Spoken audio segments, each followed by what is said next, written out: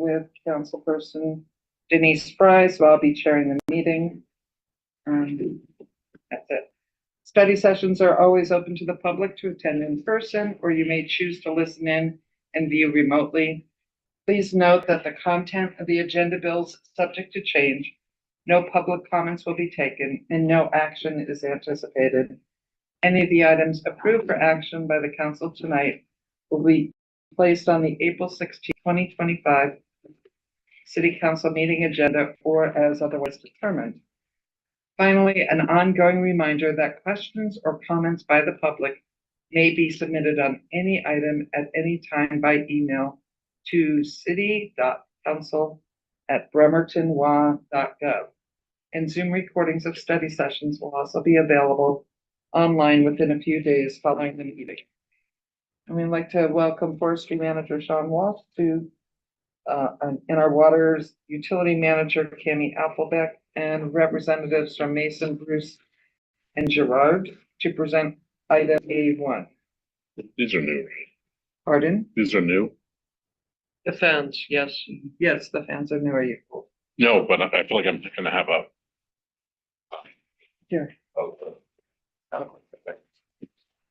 Thank you. Hi. Ready? Good evening, Council.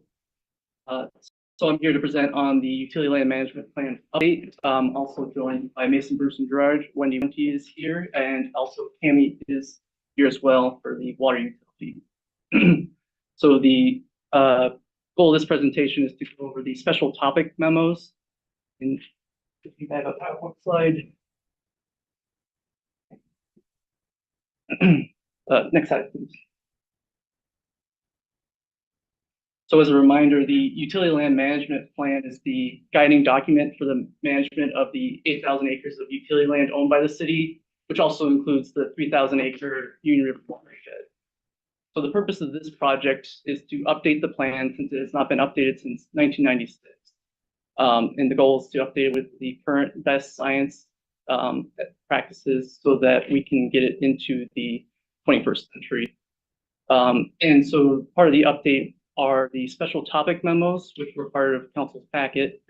These are standalone kind of white papers on specific topics that were identified that are continuing to be pressing issues for the water utility, managing the watershed and utility lands. Next slide, please.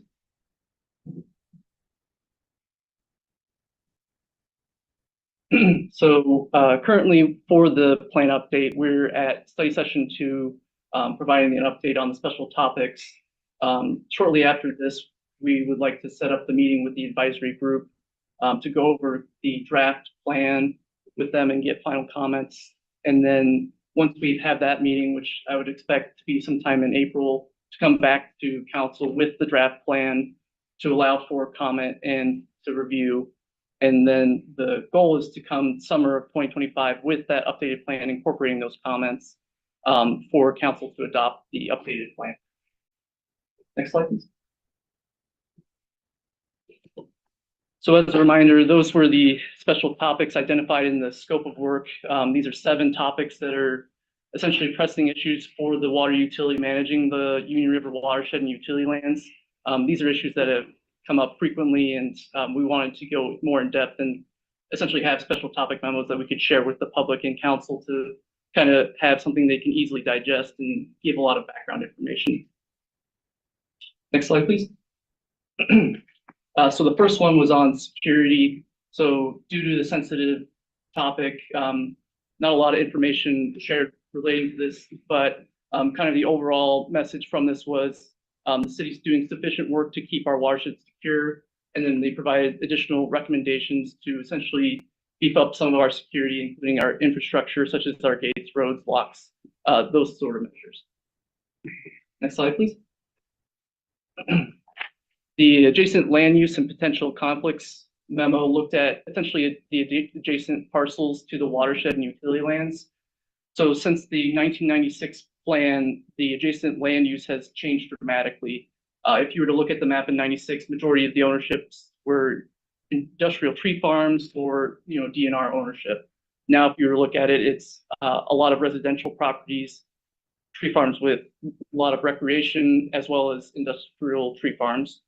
So this memo essentially looked at those owners and essentially recommended collaborating with adjacent landowners to educate them, whether it's an HOA or some other group, to kind of do outreach and educate them why these lands need to be secured and protected.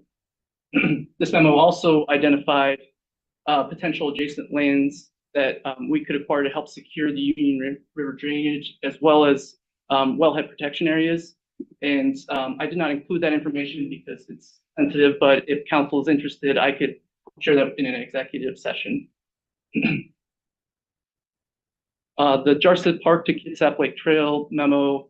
So this focused solely on the security impacts as well as potential impacts to the water utility. It wasn't an overall comprehensive analysis. It focused strictly on what the impacts would be to the water utility if the Jarstead Park to Kitsap Lake Trail were to happen. So it looked at conflicting use, as the proposed trail would be on existing city infrastructure, the forest roads, as well as the increase in cost related to beefing up security to make sure, you know, there isn't trespass on the Union drainage, as the trail would not be on the Union drainage property, but it would be on adjacent utility land, which could lead to increased trespass. Next slide, please. And then the sustainable timber harvest alternatives. So sustainable timber harvest boiled down is essentially stating that you are harvesting as much as there is growing. And so what Mason, Bruce, and Gerard did is it looked at essentially our ownership, the existing essentially mature, or what they call commercial forest, and what the city could do sustainably while also protecting our resources. So these numbers are essentially what we could potentially harvest, as well as the net revenue if we decided to go with any of these options. Next slide, please. The carbon credit special topic memo essentially looked at the potential for the city to enroll in carbon credits with our utility lands and watershed. The gist of this is, unfortunately, our ownership is just a little too small to make it fiscally possible.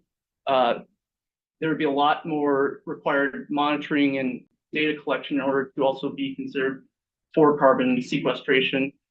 So as of right now, it's not something fiscally possible, but something we can continue to monitor to see if the markets change or projects come up where we can start collaborating with other landowners. Next slide, please.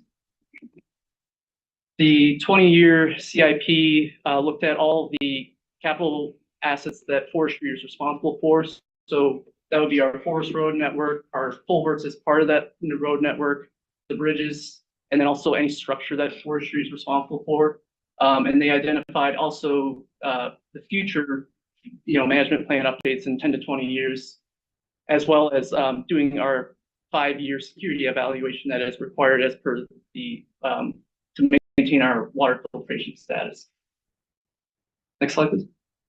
And then finally, the staffing level evaluation looked at the forestry division and essentially said that staffing meets current needs, and we just need to continue to monitor pay scales for similar departments. And we're very unique, so that's going to be a challenge, but it is possible. And then also look at increasing the minimum education experience for the entry level position to reduce the amount of time of the manager and supervisor of educating them on forestry practices, as that has been a challenge in the past.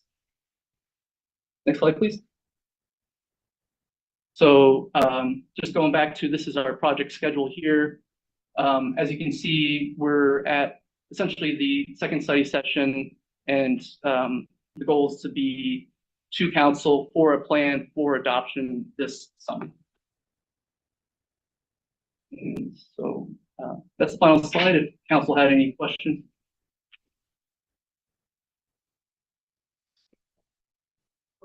Who wants to start? I'm sure there's questions. Would you like to start? Okay. Just to start with a small thing, I noticed in your schedule that the March, and now booted up to April, thank you, so that I could be here, included opportunities for public comment. So how will that public comment come about? So from my understanding is that the public can submit emails with any comments related to a study session. So if there's any comments, they're welcome to submit them as well. And then we're also planning on having some sort of web interface once we have the draft plan on the city website so that the public has an opportunity to provide comment. And that'll incorporate all parts of it, including the special topic memos. Okay, thank you. So, on page 23, Mason, and this is MBG. Yeah, so the historic sustainable harvest calculations para states that the water production is the main priority.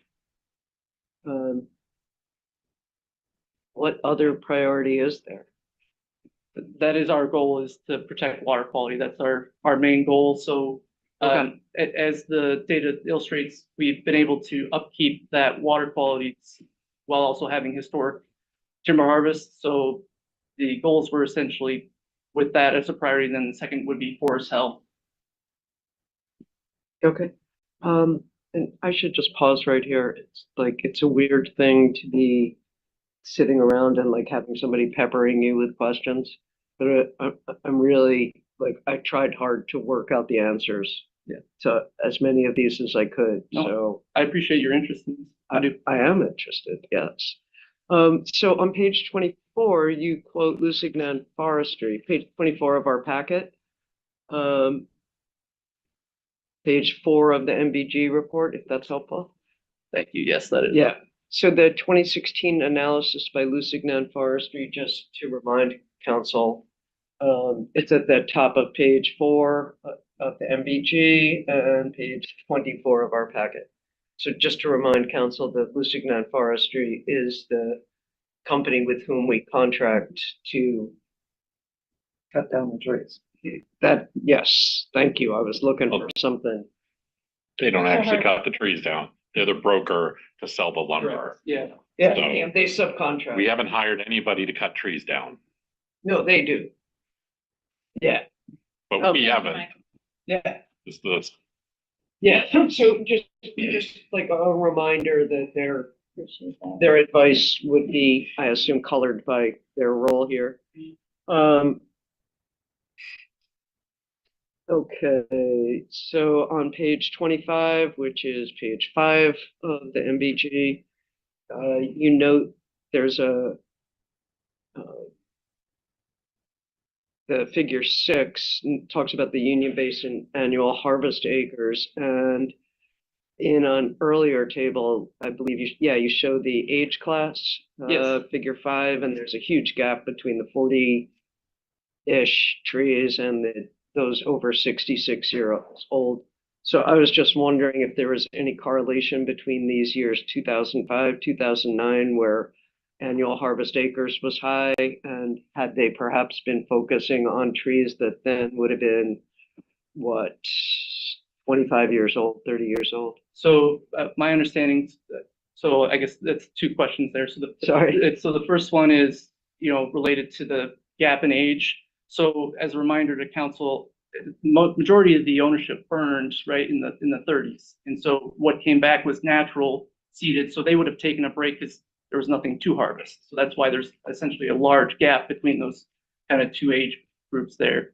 And then also the question of the harvest acres in the Union. My understanding is that 2005 to 2008 was a tough economic time, and there was pressure to increase revenue for the city. So they upped the harvest because we keep under that sustainable harvest well below, and that's what the memo talks about is if we were an industrial tree farm, they have a rotation age of 30 to 40. By having this 50 to 60, we're well below what's growing back. Our forests are incredible in terms of growing back. So that's kind of why there was an increase there, but then you can see it kind of petered out. So Yeah. Yeah, I think everybody here assumed that the city was really looking for money in the wake of the 2008. But in another place in this MBG, you know that there is effectively a 100-year rotation within the Union, the 2817, whatever it is, acres within the Union Basin watershed itself. So I think we need to keep the watershed and and the water utility lands really clear. Yeah, no. Okay. And that's where their calculation keeps those separate. They talk about that Yeah. all those options have the limited harvest within the Union Basin of 25 acres, which is still well below, it's not the 100-year rotation, but it is still well below what we could do sustainably. Yeah. Um, well, I'm not gonna move on to that right this second. Just keep on with these questions, if that's okay for you. Okay. So on page 26 of our packet, which is on page 6 of the MBG, you note that the median per 1,000 board foot value of the last 10 years is $465 per 1,000 board foot. Okay, so once again, wholesale is cheaper. Is that $465 the price that we receive, or is it our profit? That's our profit. That's net proceeds. Okay, so what do we actually get per 1,000 board foot? That's what we get. We get $465 per 1,000 board foot. Right, but paying your salary and maintaining the roads and all that. That is net revenue. Net revenue, not what we get. Yeah, no, net revenue is what the city receives. So, okay, so what does Lusignan pay for it? Lucinian, as per our contract, it's a 5% chunk of whatever revenue is generated that year. Okay, for so the management of the contract. what does that run? It's usually around 30 or 40,000, depending on how much we're harvesting that year. Do you have a feeling for how much the gross revenue is? The gross revenue in the past couple of years has probably been somewhere around 700 to 800,000. Okay, and how does that relate to 1,000 board foot? So I'm just trying to do apples to apples here. Sure. So when we get our gross revenue, that's a check from the sawmills. They pay a per 1,000 board foot. They measure and they scale out the logs. Lucinian takes out the portions associated with their costs, the loggers who are their subcontractors, and then any other costs associated with the harvest. And then that final amount is what the city receives as a payment. Okay, got it. Thank you. And on that same page, I blew this up as big as I could on my 27-inch monitor, and I couldn't really figure out where the watershed boundary district was. I could see the Union River drainage really well, but the other one just kept, it was almost the same color as the green forest. And that wanders down towards Anderson Creek, right? So they're showing the symbology here of essentially a green line.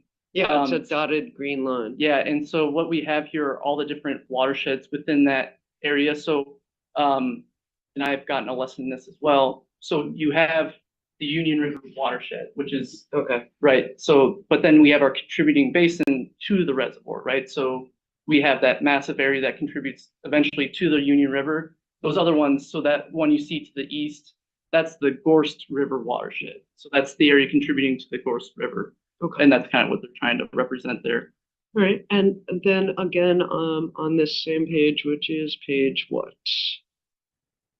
Page 6 of the MBG, there's a huge chunk in the sort of northeast that is dark red, indicating it's got a highest 1,000 board foot range. Does everybody see what I'm talking about here? Yeah. Okay. So I'm just wondering, is that the 66-year-old average timber? Yeah, so that's the older, more mature timber.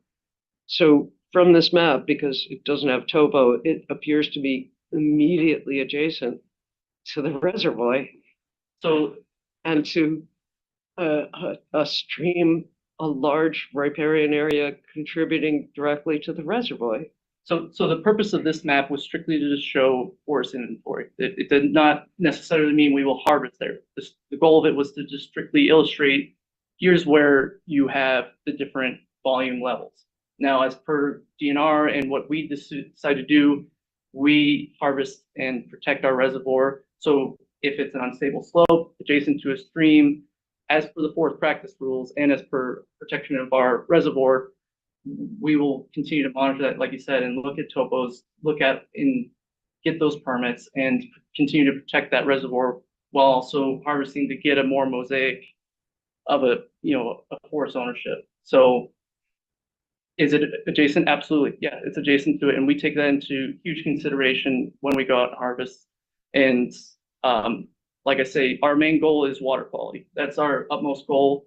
We coordinate with Cami and her staff to do what we can to continue to harvest and protect our resources.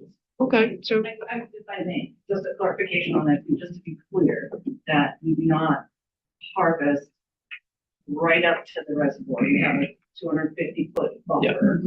And the only time any kind of harvest would occur there is if there's a diseased tree that we need to remove or something that would be of harm, right, to the health of the forest in that area. We do not do clear cutting right up to the edge of the reservoir. Just want to be clear about that. okay. So thank you. And I know your pronunciation is much more correct than mine. I was just a little kid on the nearby the Croton Reservoir, and I'll just keep saying it wrong. So I know you guys are pronouncing it right.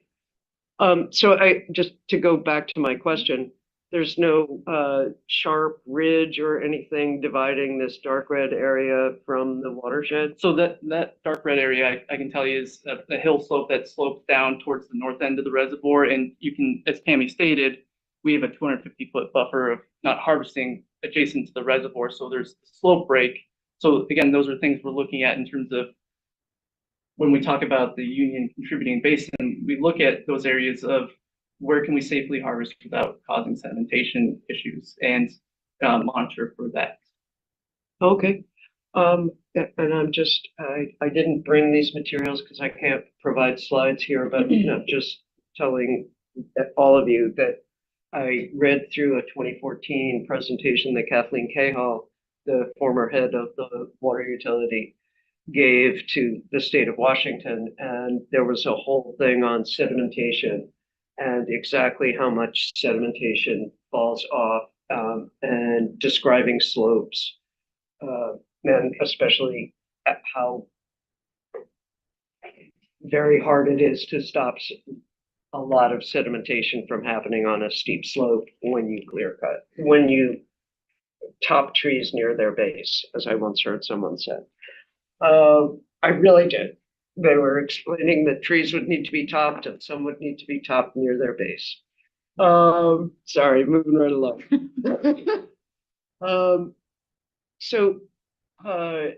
And the smaller streams that run through here that you've colored in as riparian areas, and again, I'm referring to the dark red area towards the east northeast. Would they also receive a 250-foot buffer? We would buffer them as per the forest practice rule. So Okay. that's our buffer for streams. Okay. And those forest practices are for places dedicated to preserving water quality or just basic forest management practices? So those are the DNR forest practices that were put in place to follow the forest and fish rules, which were to answer for the Clean Water Act. Okay, great. Thank you. On page 27, you re-present the sustainable harvest alternatives. We've been doing about 25 acres a year. Is that just within the Union River Basin or altogether? So we have not been doing 25 acres. So it's been variable, and that's what kind of that graph talks about. So, and as the memo discusses, our main focus has been outside of the Union Basin historically. There's been times, like as you've seen on the graph, where it's increased in that area because, as the memo also stated, a lot of our mature timber is within the Union drainage. Yeah. So in terms of average, the past 5 years, I would say we probably average around 40 to 50 acres. And so that would be the current program of about 1.1 million board feet. Okay. Okay, so we don't do 25 acres more or less per year. Correct. We'd probably do about 40 to 50 a year. Okay. And Let's have a break and let somebody else ask a few questions. okay, I've got 3 more questions and then I'm done. I'm Okay. happy to stop now if you'd like. I would like to request that, I would like I'm to stopping. request it. Okay, we'll move on to somebody else for a minute. Thank you. All done. Good. One question related to this. And sorry, Sean, I want to say thank you first off the bat. And I'm glad to see in the staffing recommendations, they didn't recommend getting rid of your job, so. It's all still open for council edit. That's, yeah, no, no, it was good to see. On the harvesting, okay, so we had the fire in the 30s, so is it correct, there's no tree there that's older than 90 years old, essentially? Yeah, I mean, Okay. I think I mentioned this council Yeah. last time, right? If you see the photos of, when they're building the dam, it's barren earth in the Union area. It was a severe burn Okay. with low to no there might have been a spare tree here and there, but majority is, like I said, comes back from natural regeneration post fire. Okay. So then the options that were presented in terms of the no harvest current 50 and 60 year rotation, do any of those, sorry, I'm looking at this graph that kind of shows the age class and the large number at 66 years or greater. Would any of those harvest these existing 66-year trees, or would these be left So no matter what? so when you make your rotation age, a certain level, you have to focus on, right? Because if you look at that bar graph, right, a sustainable forest is even across, right? You want to have, as I mentioned, you want to have something replacing it as so what we, we'll probably end up doing, right, is a lot of that older stuff, we would look at, where is it located? Is it worth harvesting? And also, is it protecting the reservoir? And then making those decisions. So when you do this is a harvest alternative kind of analysis. This is taking into consideration what you have and what you could potentially do. There's another aspect of it we have essentially our constraints that we add to it as well of this is what we could potentially do. It doesn't mean we will be doing it, but we could get to that level. So it just. So I guess currently in our current practice are some of these 66+ year trees being harvested at the moment? Okay. Yeah. So, and that's kind of as trees get larger and older that, they slow in growth. And we also, that's usually when you start seeing mortality as well. So that's kind of those areas we focus on. That's where the laminated root rot starts to show itself as well. Okay. I think I'm still, admittedly, it's just my ignorance, trying to wrap my head around what it means to go to the 50 and 60 year rotation. Yeah. So yeah, something's not just clicking on how that changes the ages that we harvest and how we harvest more of it. So when you reduce the age, right, that means it's growing for a shorter amount of time, right? So that means it takes shorter amount of time to get to that age. So you can hypothetically harvest more, but like the memo states, more is growing back into it to take its spot. So you get that even, right? Just like it's essentially a crop, right? A crop rotation with a much longer span. So now 50 versus 60 is essentially, and with the caveat that all these alternatives are open. These are all whatever council decides. So my recommendation would be the 50 rotation, because if you push it to 60, these sawmills aren't geared towards this older wood, the 6-year, because it's larger in diameter, and that's not what the industrial tree areas. So it'll be more and more difficult to sell them if we want to go forward with that. So that's kind of just what you have to consider when you think of your rotation age. So I guess right now, are we at a 40-ish year rotation, or we're 70 currently year? like a 70-year. 70. Okay, that's what I had backwards in my head. Right. Then. Okay, gotcha. All right, that makes more Was sense. that That's clicking now. 7-0, yeah. Okay, that's looking on the edges now. Thank you. The rest of my questions are on J to K, so I'm happy to defer if there's any more harvest questions. Michael, do you have any harvest Yeah. questions? Oh, Jennifer? yeah, I raised my hand a bit ago. Oh, sorry. I'm sorry. Okay. So you mentioned laminated root rot. And so can you explain how, when that occurs, how it's treated? And let me just kind of it's such a big question. So the tree is removed. Is another tree of the same species planted in the same space? How is it handled in that area? So laminated root rot in our area is mainly in Douglas fir. Right. So we try to plant alternative species such as western red cedar. We've done western white pine in the past. The issue with western white pine is it suffers from a blister rust. Okay. And so it's pretty rare for it to essentially be successful in our area.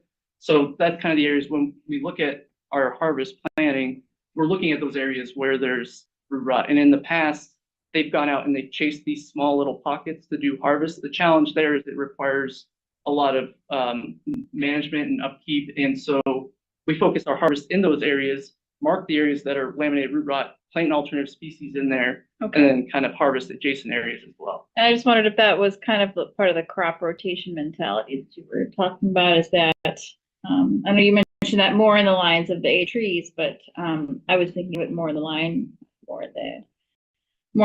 of, varying the tree types, varying the tree species. Yeah, so when we do our reforestation, I think the mayor's kind of talked to you guys about it briefly, we're planting 3 trees for every one we harvest. That's the rules and it's best practices, right? When you talk about sustainability, it's about improving things. So, and you look at our ecosystem, we're in what's considered a hemlock dominated climate, really. Mhm. So when you were to look at like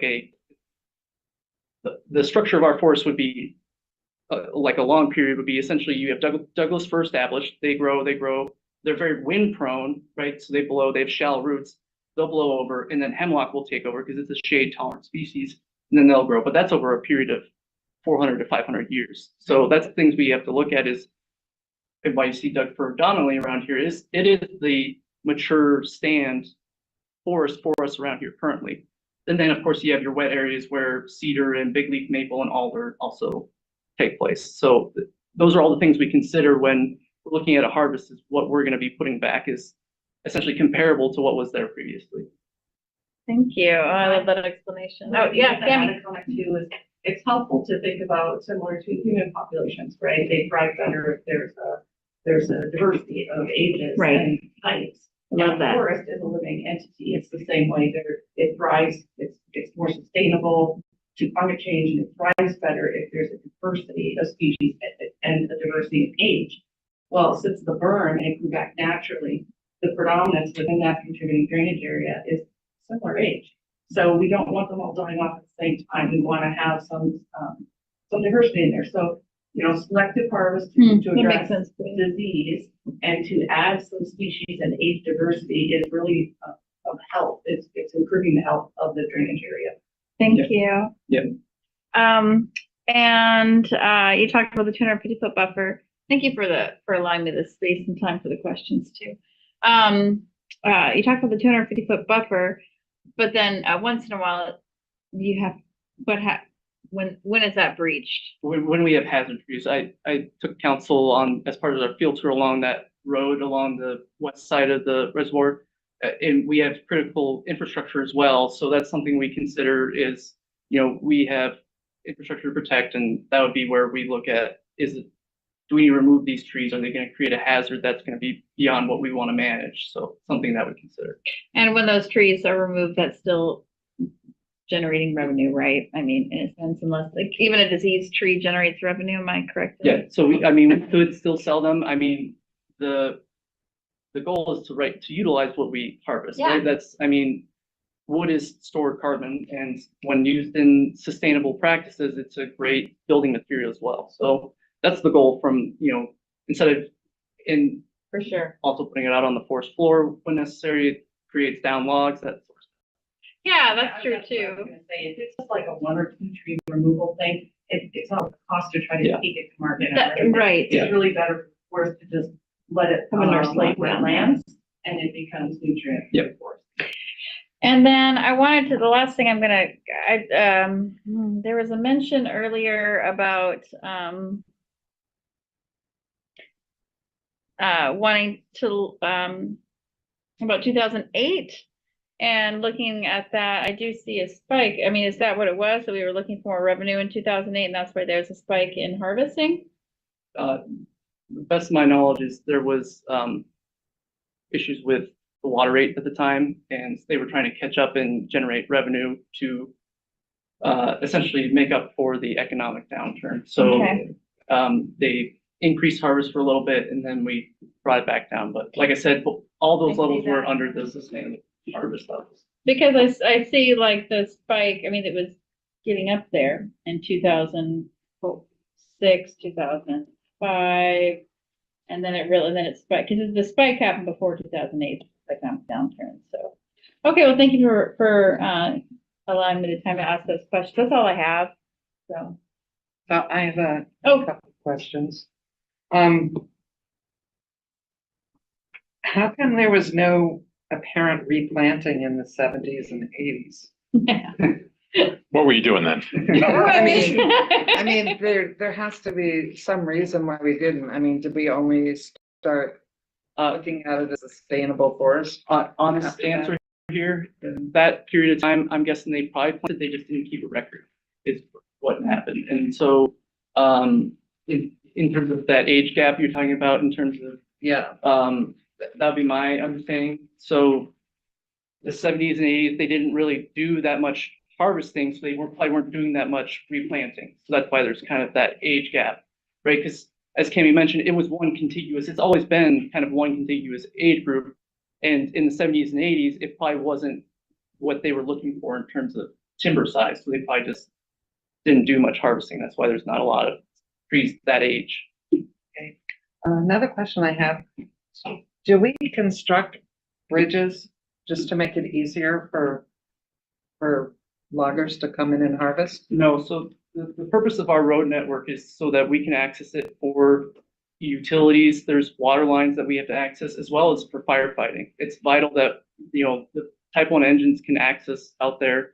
And so that's kind of why we did that bridge project, is those bridges were outdated and needed supports so that larger vehicles, whether they're log trucks or fire trucks, can get out there and access. So while the logging is taking place, is that company responsible for building all their access roads to get it? So the access roads are usually limited. We try to use existing roads that are already there. And then we try to have temporary roads, but they are responsible to also construct those, but then also essentially mitigate so that they're Restore done and not create a sedimentation issue. Okay. And when you are replanting, I mean, it's a tree farm, it's not a forest anymore, right? Well, I guess my question is, when you think of a tree farm, you think of something with essentially owned to produce revenue. That's not the goal of our forest. No, I mean, a tree farm is more where you're planting only 2, maybe 3 species for in the future that you're gonna harvest them. Yeah, like I mentioned, we try to plant that was what was there previously. That's what we look at in terms of, and you would be shocked at the ability of alder to also naturally reseed. So alder always comes back as well. Mhm. And so we plant back what's essentially in our forest. So, in terms of, are we a tree farm? It's hard to say, because a tree farm, like a warehouse tree farm, they're a contiguous, they have a lot of younger plantations with a little bit of mature, and then they move on. This is something that we have, as the graph shows, a very large component that's mature forest. So like Cami says, we create a mosaic of different age classes within our ownership so that we don't have a contiguous single block, because that's when you create issues, whether it's young age or old age. Let's see what else I have. And I would clarify too, that when I think of a tree farm, that's a commercial enterprise. They are specifically there to grow and harvest everything they grow to optimize their bottom line. That's what drives them. Yes, in a similar way, we harvest and we'll reforest, but the bottom line is not what's driving us. Our primary concern is the health of the forest that's protecting our watershed. Yeah, and I'll just go back to the, industrial landowners have that very short rotation age, 30 to 40. We don't have that, as well as, we do above and beyond protection of our resources that a tree farm within their legal right would probably not do. As long as they're following the rules, they're fine, and we go above and beyond. So if we went into a 50-year rotation, we would be taking a variety of ages of trees. That's the goal. So when you say a 50 rotation, that's the age that you say that's optimized for harvest. You don't let it get beyond 50. Now, you can take younger stands depending on kind of what the sawmill markets are doing, and also looking at different species.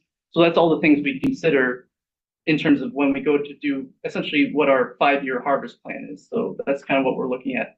But, as the graph shows, majority of our ownership is that 60 plus. And who is in your advisory group?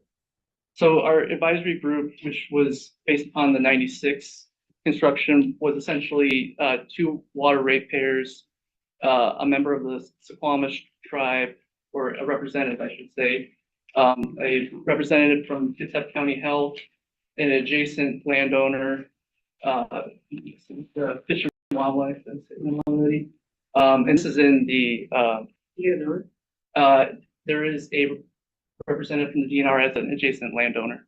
So, And Department of Health. thank you. And the Who's our representative from the. regulatory body. Yes. So you all go out and do a tour together, right? So similar to what I've done with council, we did one field tour and kind of looked at the same type of sites with them. We did one, it would have been early spring last year, and same, we looked at the reservoir, looked at the biosolids area, looked at a recent harvest, and also looked at kind of the Jarsit Park to Kitsap Lake Trail.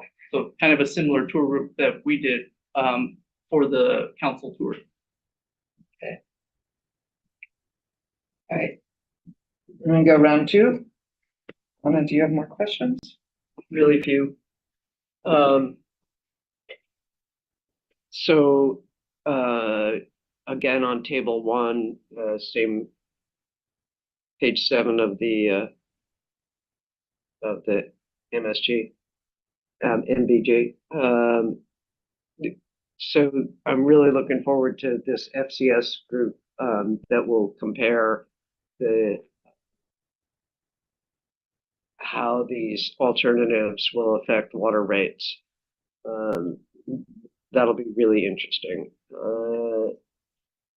It's planned for later this year. Yeah, we have a rough draft, and we plan on bringing that at the next presentation to council. So we kind of have some rough numbers, but we're just trying to solidify those.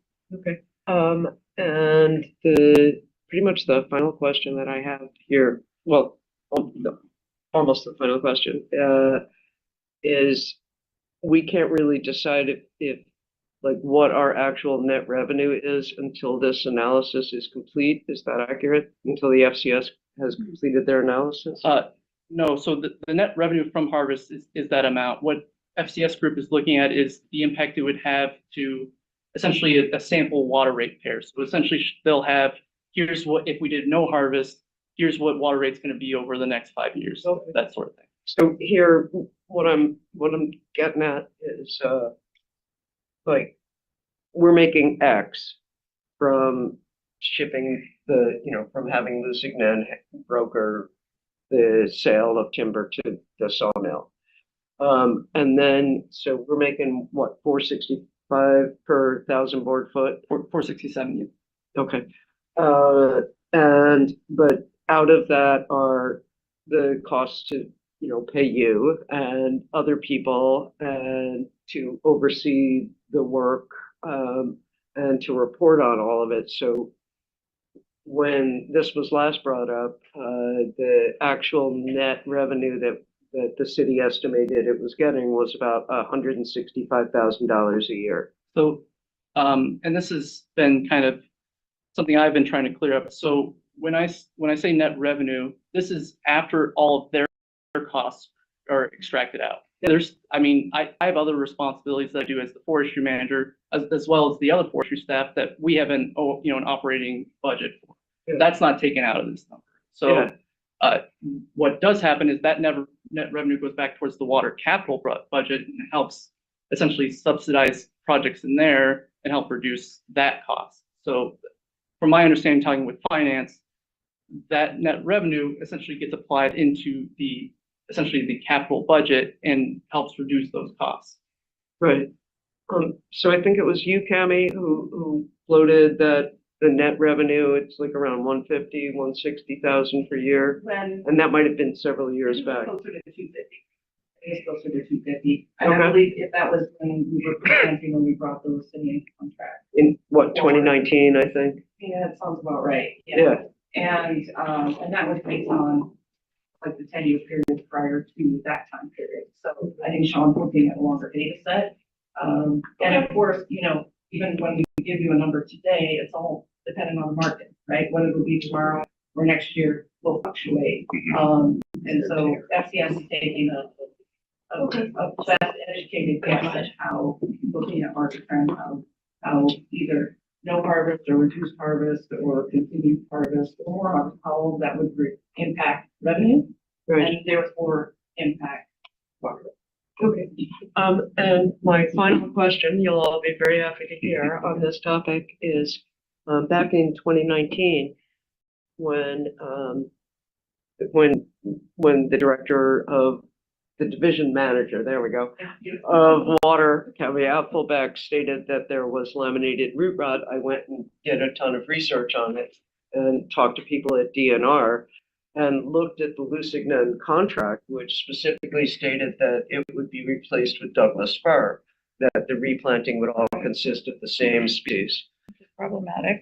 Well, it's specifically contraindicated according to the DNR. It's like exactly what you wouldn't do. So I'm sorry. Oh, no, Yeah, so I'm just wondering about this disconnect here. So I'd have to look at the Lucinian contract again, but before the forestry manager was reestablished, right, they were probably handling a lot of that reforestation. I've come in, I handle that whole project, including what our species is when we go and replant. Now, whether that contract needs to be rewritten, I'd have to go back and look at it, but I can tell you, and I have seedling receipts to show you that we do Douglas fir and Western red cedar to try and get, like I said, a more diverse planting in the ground, so. And even in cases where there's laminated root rot. Well, we do Western red cedar where there's laminated root rot. Okay, good. And so I guess that's my question, and it's like, the Yeah. contract was calling for the different thing. You will all be able to let out a whoop of delight, Sean, whoop of delight. There may be other questions. But I.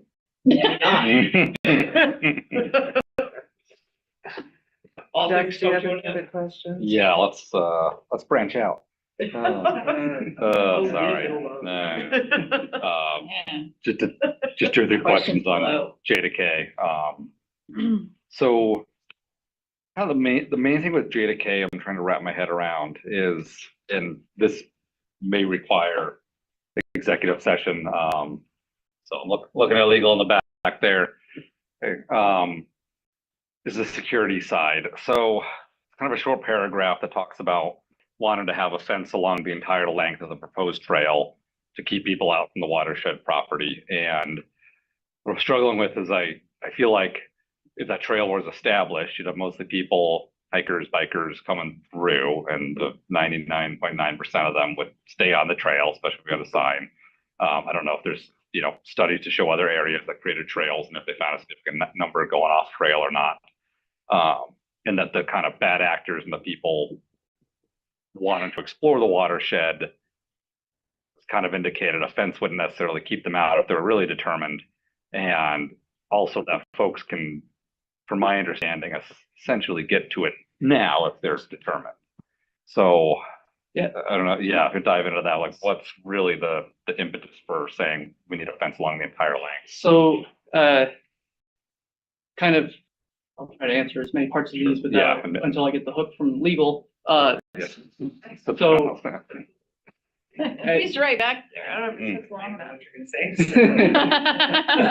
So so the reason there's no public access is because of that main reason of there's an interconnected system of roads that would allow, like you said, a bad actor to get from point A to the reservoir and potentially impact the reservoir. By controlling access, we're limiting that. We understand it's not 100% perfect, but we're limiting it as much as we can. If we were to allow public access within that area, as I stated, it's not within the union drainage. However, it gets people closer to that. And so from my understanding, talking with Department of Health, and Cami can also chime in, is they'll have concerns about what are you doing to prevent people from getting there. So that's something that they propose. But if you read in the memo, they also state it's not going to be perfect, right? We all know that fences, even 10-foot high fences, don't keep people out. And council was out there and saw how easy it is to go from a road that's here to the rest of the watershed. So that's kind of the concern of the fence is when we talk about our watershed control and what allows us to keep that unfiltered status, we're showing that we have no net loss of security. So whether that fence is improving it, we'd have to talk with the Department of Health, but this is something Mason Bruce and Gerard suggested that would help improve security. Okay. Then it sounds like we don't have a firm answer from Department of Health yet on whether they would require that or not to So, keep our unfiltered water status. so and to be clear, the Department of Health is not gonna issue a letter that says, no, you can't do this. What they're going to say is, what they perceive it as is a reduction in the protection of your watershed. That could be, that cause you to lose your unfiltered status. And, you know, the basic rules is remain unfiltered as far as securing and protecting your watershed said, I have to produce a report every year that shows how we're improving our security. We always have to be improving. We cannot be backsliding.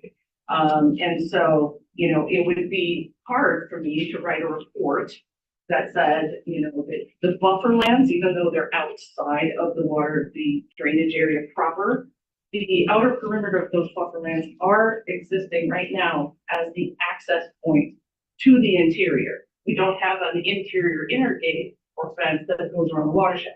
So that is our point of security right now. If we were to move that in, that would be seen as a lessening of security. We would have to jump through a lot of hoops to be able to demonstrate that there's a net equal or better security protection as part of that plan. You know, we're very careful not to say yea or nay at this point because we're pointing out the concerns we would have that would have to be addressed in a more comprehensive feasibility study in order to see if it is feasible, is that achievable, is that something we can do.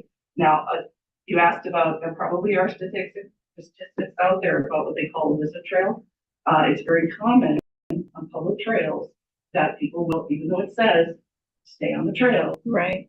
You see it every time you go hiking somewhere. There are Absolutely. illicit trails going on all the time. If there's nothing there to prevent that, we're gonna have illicit trails.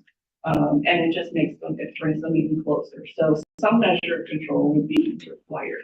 It, like you said, we're gonna keep out those who are really determined, no, but probably most of them. The additional concern I have related to security and protection of watershed is like we've seen by the residential development adjacent to watershed, we see more trespass in that area. And we do, I'm always thinking of overfire. And if you bring human populations closer to your source water, you're limiting the amount of space between a potential fire start and your area of concern. So there's a number of things to be thought about and considered. But we're, I know. that's the point of that special topic. That's appreciated. Okay. Yeah. Wanted to see the level that kind of dived into it. That helps. Yep. And I guess with the Department of Health, is there kind of frustrating that there's an action we could take as a city that then they would say, hey, we're going to revoke your status, but they won't say ahead of time, if you take that action, we'll revoke your status. Is there really no mechanism to get a decision ahead of time or a brokered decision there? Well, again, they're not necessarily in the sense of what they're going to say is be aware of. And I think the representative on the advisory committee will be making some formal written comments about concerns related to that. Okay. For your consideration. And it just has to be whether you are reducing your security, you're increasing the risk. And it then puts you at greater risk of losing your unfiltered status. Because there are other like Port Townsend and a couple other, they used to be unfiltered and they couldn't control trespass. So they lost their own. They chose, they said, well, you're either gonna put more measures in place or you're filtration. They chose to go with filtration, so. Okay. Wow. They had forest Closer to service Wayne. land, right? Not exactly looking out there for us. Are there any other questions? The last one I had was just to double check, MBG didn't look at, it's kind of just existing, it's kind of laying out all the existing threats and risks. They didn't really look at things like emergency access that are kind of net positives from the trail. They just looked at existing. Yeah. So, Okay. and they mentioned that, there, as Cammy mentioned, there needs to be more comprehensive that looks at all parts of this. And they were just looking at, like I said, the security concerns as well as environmental concerns. That makes sense. The last question I had then too was on the salmonid habitat and the impact of the trail. Didn't quite see the connection, and I think they kind of referenced the Gorst Comprehensive Plan study, which seems to me to have said basically don't have a ton of development in the Gorst watershed, you know, don't be building houses or buildings or parking lots or anything real big. Yeah. Versus a trail. But on the ecology side, how does the trail impact the salmon habitats here? So I think they just wanted us to be aware that, you know, this watershed, the Gorse, is one of the most important for salmon rearing for the Suquamish tribe in the area, right? We have the fish hatchery in the area, and there's talks of potentially even making it a motorized, right? Like you mentioned, emergency access. So then there'd be other concerns there. So they're just, these are things they're just calling out of, be aware of if you go forward with another project of, there's impacts that weren't assessed in the original feasibility study that weren't looked at. So in terms of a trail impact, it would just be increased presence of, you know, individuals and potential sedimentation impacts by having trails in the area. But again, these are all things that, you know, need to be looked at Okay. further. TBD, got it. And there was another concern in addition to the sediment transport, which you did follow roads as something to avoid if you can, like paved transportation corridors, because that carries its own risk as well. But one key point too was that currently with that block of ownership of green space ownership contiguous to the DNL properties to the North Eland Tree Farm, that in the lowland Sound region, that is the largest unbroken contiguous green space for all terrestrial creatures to move. That by breaking that off and putting a fence and blocking that, it's just preserving that continuous space. So there were a number of things, but Yeah. it's just, again, things to just consider and that to think about when you're weighing your decision. Absolutely. I'm like, if it ends up that we didn't need the fence, then no issue with the terrestrial migration, but Jennifer? Yeah, I guess the fence caught my ears too. You don't need a fence for this kind of a trail, right? I'm looking, is it okay if I'm just asking any of these questions because you're like the proponent for the JDK? Are you thinking that that this JDK needs a fence or it doesn't need a fence? I believe that was the That's consideration on the table. That's the recommendation that, as we mentioned, so the, To keep people off from making Yeah. the yeah, and going off the continuing, trail. yeah, From going out Mason trail. Bruce Gerard. Yeah, and continue into the Union drainage. Okay, so that's the concern with putting a fence to protect this This is green, why- contiguous green space. Right, that was just one, he was talking about environmental impacts, that would just be one to consider. Okay, Anybody? Is that it? okay, Sorry. no, we're good. So when we're talking about the protection, the recent development that was put in after we voted on it, I found out that they had a secondary entrance point to that. McKenna Falls. So, I mean, why are we now trying to buy up land so there's no more residential So, being built? so that special topic memo identified parcels that are essentially ones similar to that could potentially be developed. And we want to focus on those that are within the Union drainage. The hard part with that is, you know, you can, I mean, we'll use that parcel as an example. It was ace paving for a long time. There was no thought for, I mean, it was brought to council in 2014 to be potentially purchased. And at the time it was decided it was not vital to purchase it. So we can do whatever we can to plan for it, but with development, if you have the sufficient funds, you can develop a parcel. So that's where outreach is going to be vital. So, but in a short answer is we have parcels we've identified. I'm happy to share that with council in an executive session. Okay. And just ones that we essentially will keep our eye on and see if it's potential, if we have the funds available to secure the watershed.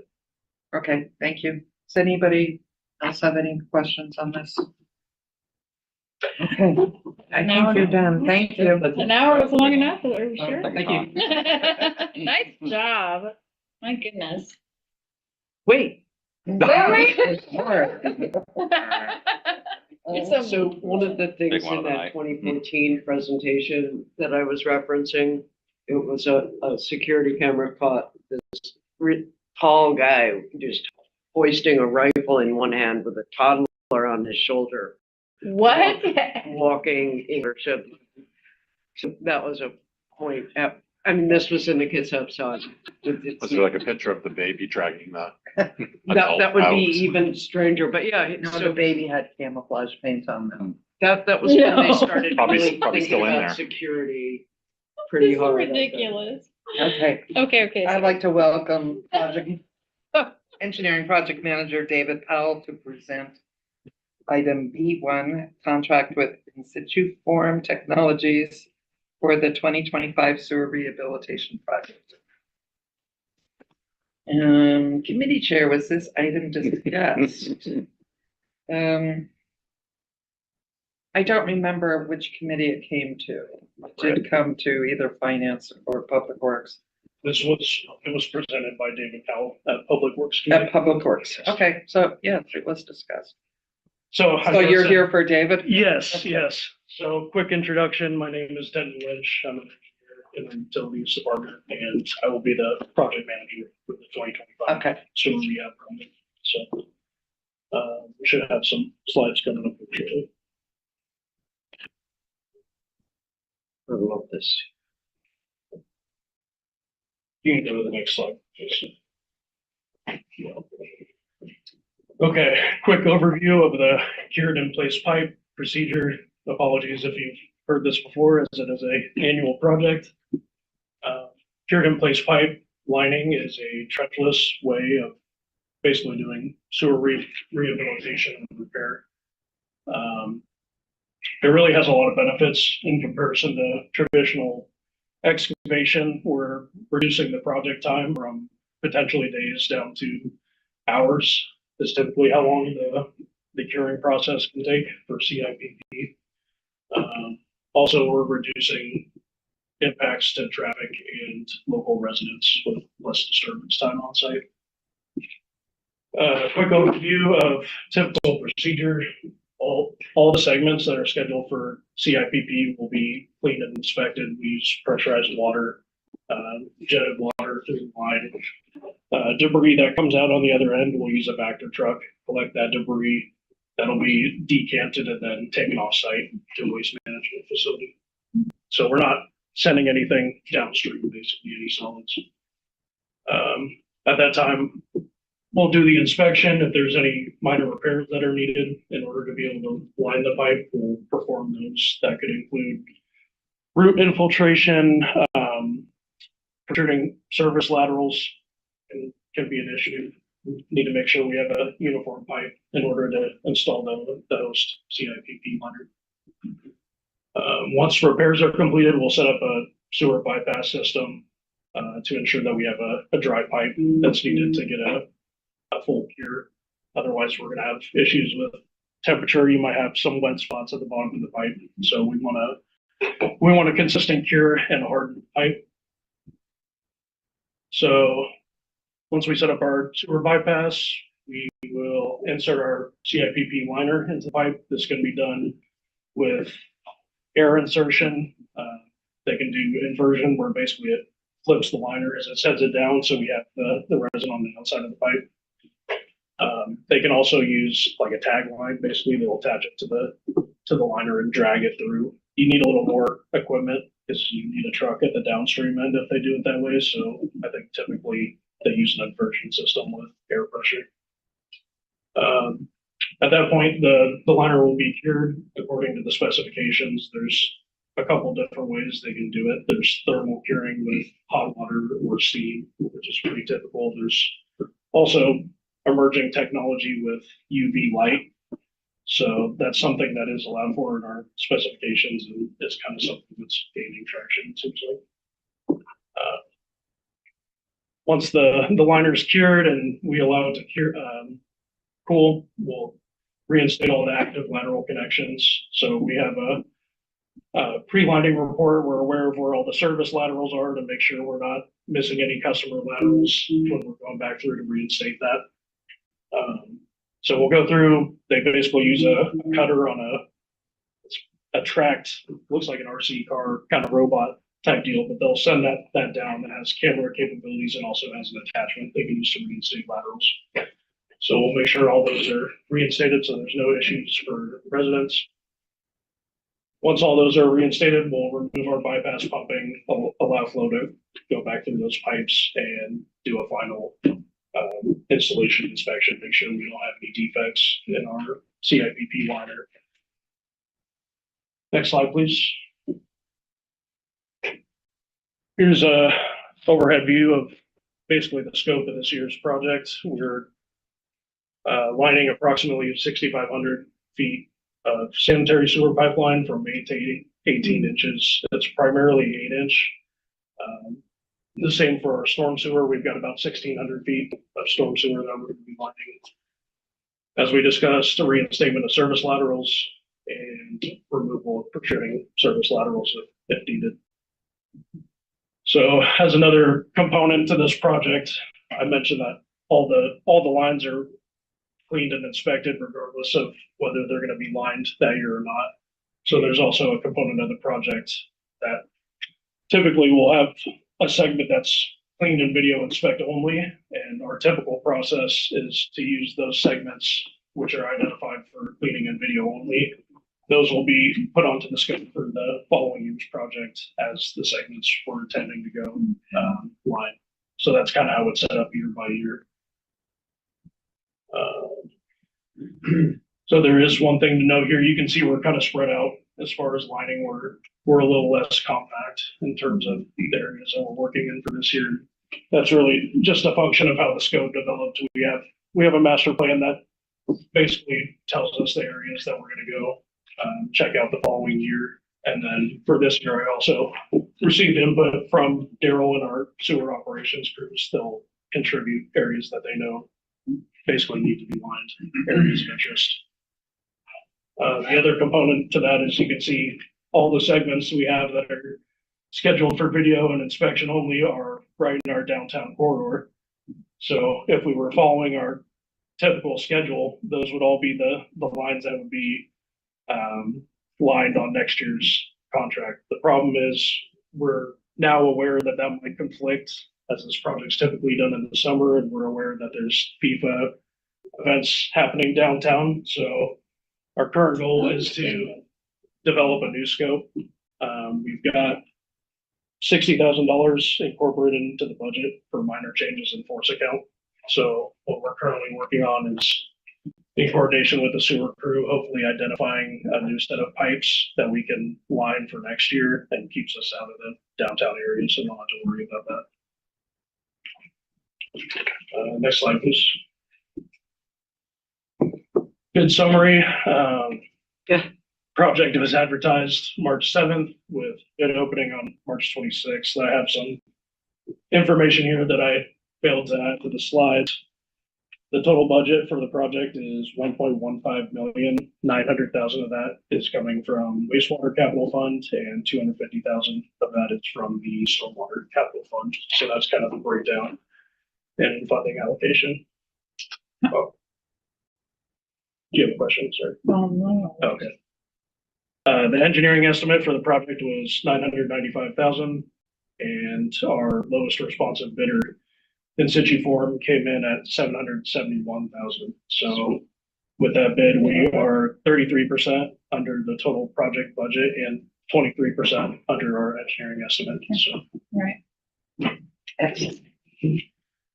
anticipated schedule, we anticipate issuing notice to proceed May 6th. It's a 135 contract fee project, so that would put us in September for project completion, wrap up before we hit the rainy season. Recommended approval is to award contract for 2025 sewer rehab to in situ form by lowest responsive bidder. Next slide, please. Any questions? I do. Okay. I'm the chair of the Public Works Committee. I forgot about this, so, this is a question I'm now going to be asking of every single contract. Is there any night work planned? There is no scheduled night work. Okay. And how are you, notifying the residents of this project? Yeah, we'll hand out door knockers. Also, we'll try to make face-to-face contact. The contractor will typically be doing that, but I'll also be helping notify residents and the inspector on the ground because they'll be on the project site as they're getting ready to notify residents that we need to reduce water consumption. And, this new procedure now, the odor control isn't, Yes. is it as severe as it used to be? No, so there was a period where we removed the use of styrene resin altogether. And as of last year, we implemented, there's a product called EnviroCure, which is basically a styrene impregnable barrier that they put on the outside of the liner. Mhm. And it sounded like that works pretty well, so we offered that as an alternative, just because of the cost difference between styrenated and non-styrenated resin. Mhm. From product data and all the evidence I've seen, it reduces ppm off-gassing of styrene, which is what we're typically worried about. It drops to 1 ppm, maybe even less. Okay, So it seems to perform pretty well.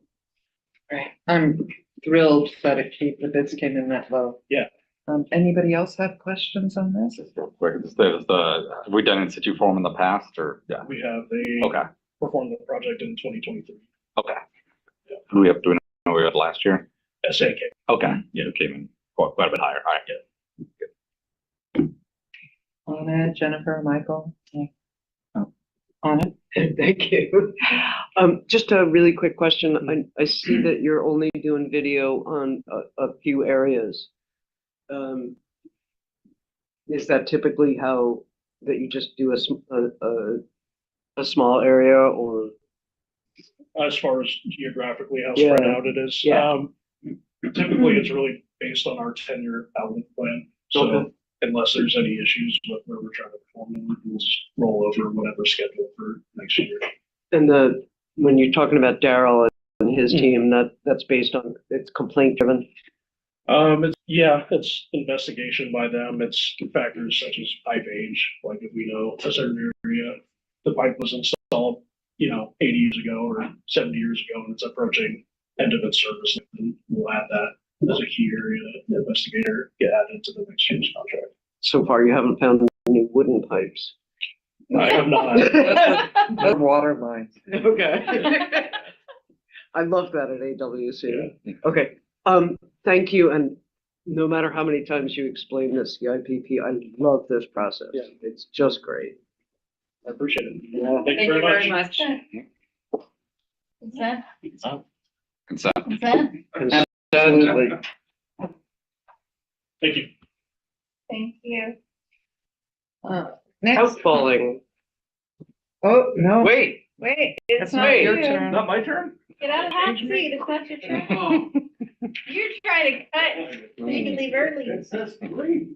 We're Oh. on 2 now. Yeah, but we're on on me 2 too. because the first one wasn't And numbered. bowling. fell into a daze Felt like or I know. information only. Welcome, Nice Engineering Project Manager David Dinkoon here to present item B2, contract with Northwest Cascade Inc. for the Francis Street outfall stormwater treatment. Yes, good evening, councilors. This project, the item is to approve us to move forward with the construction contract. Usually it's 2 stormwater vaults at the end of Francis Street. There are outfalls to Kitsap Lake. The goal is to decrease pollution loading to the lake, including phosphorus. We received 6 bids on March 27. The lowest responsive bidder is Northwest Cascade Inc. We have a construction cost estimate of 1.51, and the bid was 1.3, and then reading my slide, 6.6. So below engineer's estimate. And then total project budget is about 1.9 million. About 1.3 million of the ecology grant funding, so our capital fund is 565K.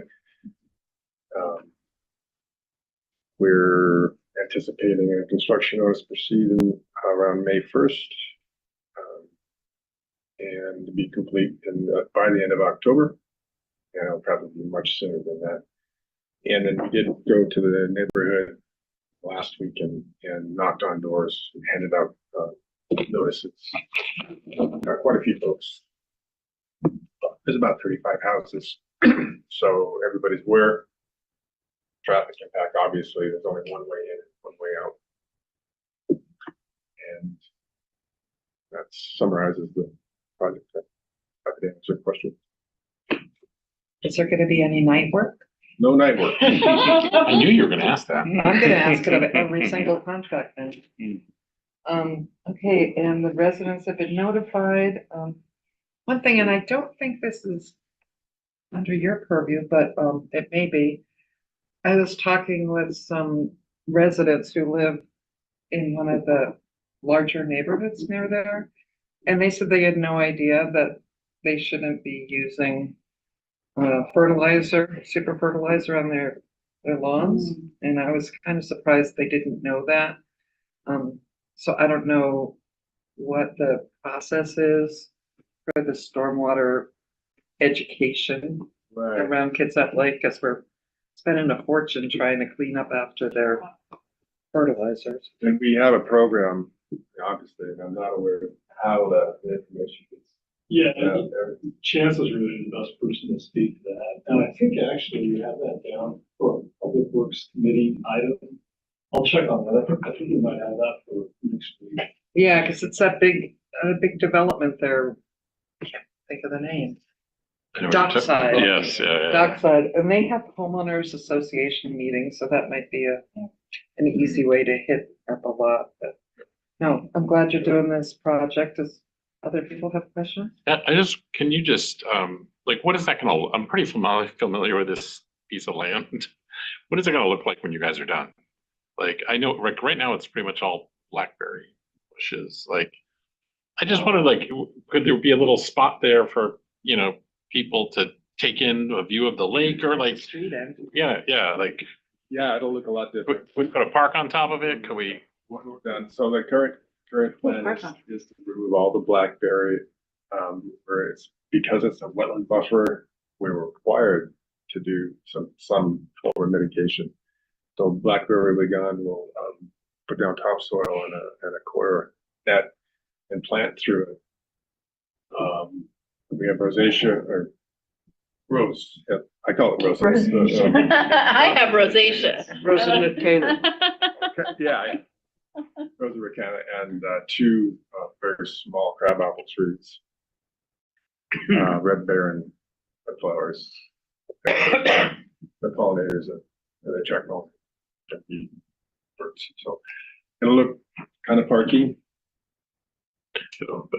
Is it like Park-like is features. it something we have to maintain? Like, there's not grass to cut or anything like that? It's just Right. kind of a, No, we're not irrigating. I did call for watering bags for the. tree, get the trees established. Yeah. All right, thank you. Anybody else have questions? Paula?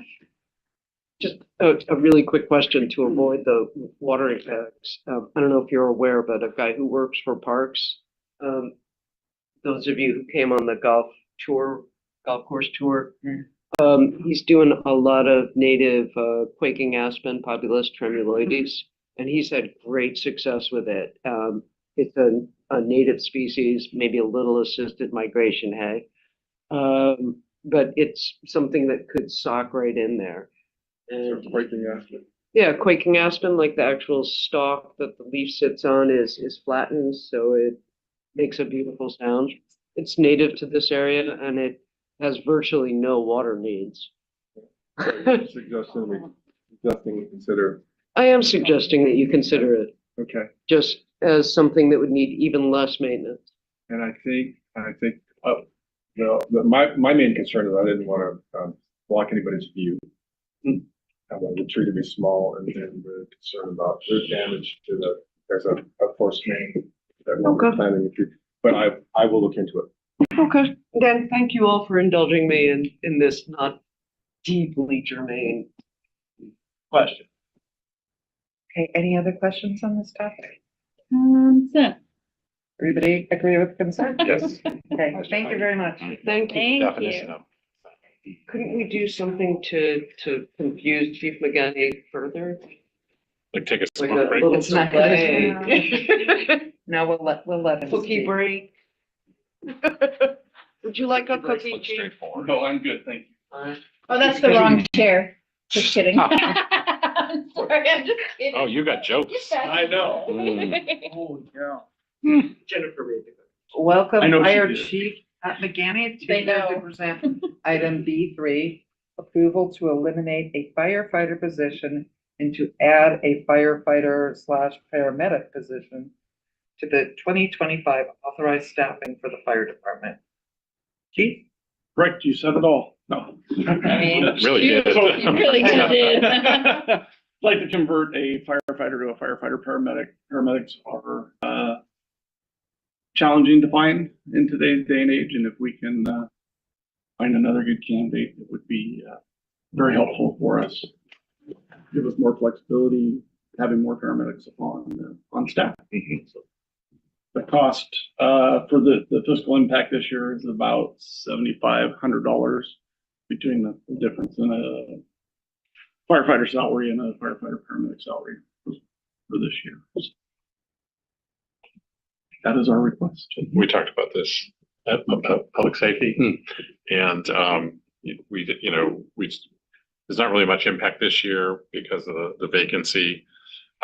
We also talked about just the balance, like, the concern of like, are we going to get too many combined? We didn't really feel like, we felt like it was in line with what other cities are doing. And it just, and it also meets the nature of what they're responding to. Like, luckily, like, there's lots of measures to stop houses from burning down, but we've got people's lives that are at risk for all kinds of reasons. So that really seemed to help.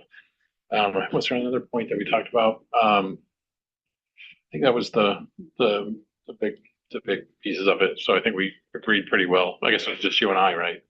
But yeah, so that's all I wanted to say. I have no question. Jennifer, do you have anything? And I did a great job at Can you give me a rundown of the FTEs now? I mean, I guess I don't know the FTEs, the firefighter versus, I mean, EMT, like, there's three different. No, there's two different. So we're Okay. we're authorized 74. One of those is my administrative assistant. So we have 73 firefighting staff.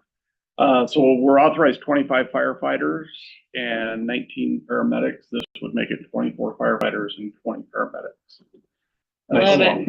It feels like it's not a high enough fiscal impact, is all I'm saying. So, but I guess that's all union contract driven, but that's all. So because of the position's been vacant, the firefighter spot is currently vacant, and by the time we will get it filled, it'll probably be half a year, less than half a year's salary or so. Oh. The difference between a firefighter and a firefighter paramedic is 12.5%. And there's just those two categories. EMT is just something I'm making up in my own head. No, so we have firefighter EMTs. Firefighter EMTs, And we have all your firefighters are EMTs. Everybody is. Gotcha, that's what I'm, Yes. okay. Awesome, I support it. Consent? I have a question.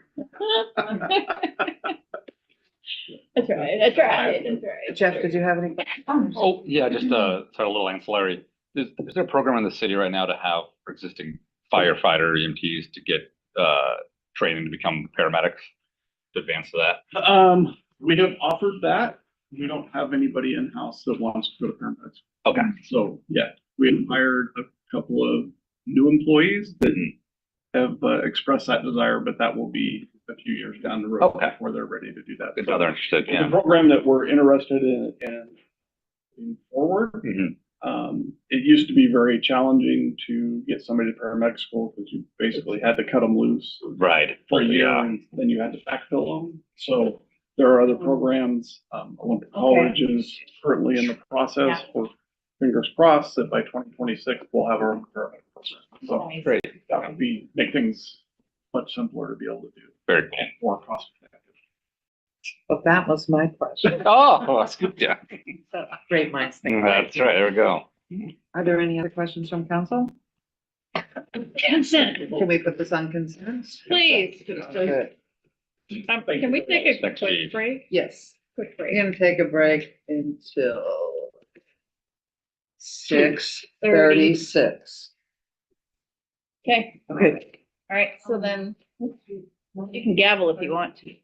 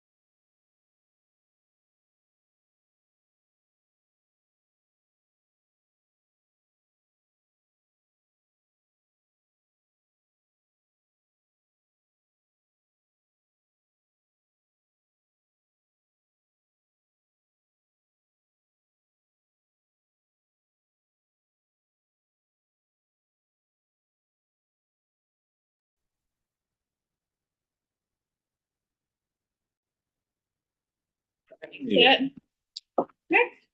I call the study session back to order. Welcome Assistant City Attorney Brett Jett.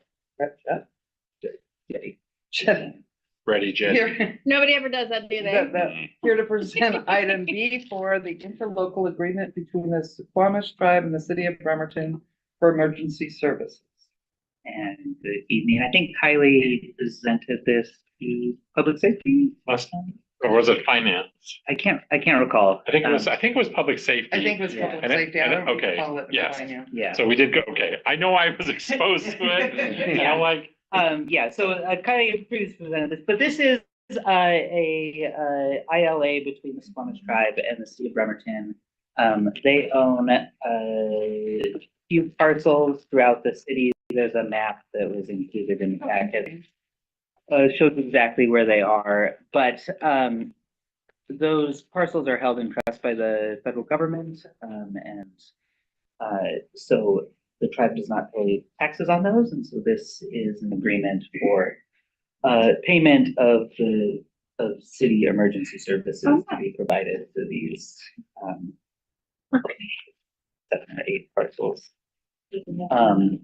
And a number of them are undeveloped. There's 3 that are kind of along the that way, and then a little bit in 11th.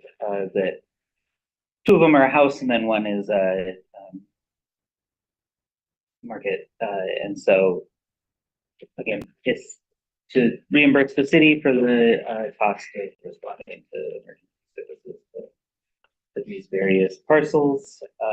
It allows for modification if any of the undeveloped parcels become developed. And then if any of the parcels, interesting, a little confusing, but essentially if a non-member business starts operating on a parcel and generating revenue, then they do have to pay taxes. And so if that happens on any of these parcels, then we'll no longer collect the payment, basically. Happy to answer any questions. yeah, so this went through public safety because it's kind of police services, I think, and also maybe for timeline to present this. I think the main thing that's tipping this is maybe in Anna's district, the old A&W root beer by the car wash is now a smoke shop. And but this is the case of somebody doesn't pay taxes, but we need to collect for services. And so this is a little bit of the system working. And we've got a good relationship with Suquamish over the years with this. So I don't think there are any other things you remember. Go ahead. I have a question. Oh, Go ahead. Oh, okay. So the sign on that Kitsap Way place is not only super bright, but it kind of strobes. So if that were to become a public safety issue, would that be something that could be incorporated into SILA? Like altering the sign? Yeah. because I don't think they have to follow our sign. They don't. They don't have to follow our sign standards, so they could. Yeah. Really? No. They don't have to follow. They don't have to follow. This is a. No, it's land that's held in Probably trust by the ask federal government. So fine. it's like the Navy, basically. I think we could. We have standards. We could ask them to fall closer to them. That they're not going to change it. I don't know if they could dim it or something. Is it okay for me to just go to them and say, hi, I'm your city councilor, how can I help?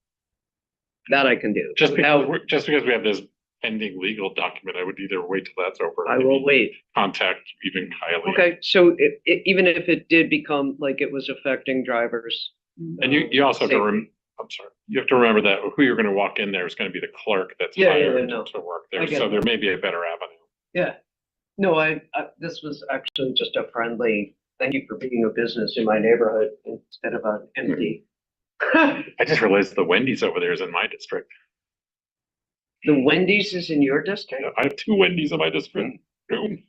That's what I'm based. That is the most complicated driving pattern. Can we be germane here? Come on. Sorry. Gosh. I've never been on base and part of it's my district too. They won't let me in. I'll take you for a ride.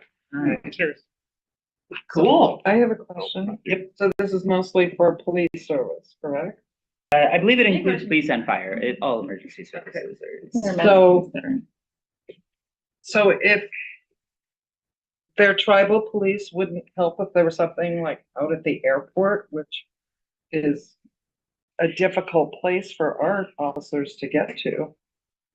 What do you mean they wouldn't help? So do the tribes have any other land adjacent to the city of Bremerton where tribal police would be responding? I don't know where all the tribal land is. What this agreement lays out is that inside the city where police would respond, police will respond. It also lays out, because there's various rules and laws regarding Indians and non-Indians and who can take them into custody, who can charge them, and it lays out how that will occur. So sometimes if there is a Indian who is arrested, then the tribal police will come and take custody of that individual, though it could be at the county jail. But that's all laid out in the agreement, is that when that'll occur. Okay, right. Now, if the tribes do future development out by the airport, is this gonna then get expanded? Are we gonna have a lot more area with a lot of activity that our police and fire might have to? Yeah, so right now this agreement is Just only for for these these- parcels. So it wouldn't, It like- does not automatically expand if they acquire more land that gets taken into trust, but okay, it's limited to these. just these parcels. And if any of those undeveloped ones develop, then it'd be negotiated. Okay. All right, thank you. Anybody else have any questions, Jeff? So what happens at the moment? Have we had no agreement before? And was our officers, like if they did not be dispatched out and there was only tribal police dispatched? That's a good question. I don't actually have the answer to that. I don't believe that there's currently one in place with the Squamish tribe. There is one in place with the No. Knolls. The Callow Avenue. Yeah, I exactly. think because Yeah. where they've owned the land, there was no really activities on it that would probably meet. They also probably want support, because if there's issues on the property or things like that. So I think the other places are just land that they own. But- Yeah, there's some residential and then But it is, this is new. and it sounded like you said that if they change the use on it, that would change the agreement, right? Meaning if they put a for-profit business there, If they put a non-member, if a Non-member, non-member yeah. business gets placed on it that generates revenue, then that non-member business has to pay taxes, and so it'd be a tax-paying parcel at that point. Jennifer, did you have Yeah. another question? The residence that's tribal owned and it's a member, it's a residence, but is it the rental? The duplex and what they've labeled the duplex and the building house, I don't know if they're Okay. close or not. And essentially, this is just we're getting reimbursed, right, through the tribe for when we have emergency services contracted, if they are ever needed there. Yes, this is I to mean- contract for us to provide the services. And we get to be reimbursed for those services. All right, and then yeah. Okay, thank you. Consent. And then it looks like this is for 10 years. 10 years, I believe an automatic renewal. Yeah. But it can also be terminated by either party. I think 180 days is.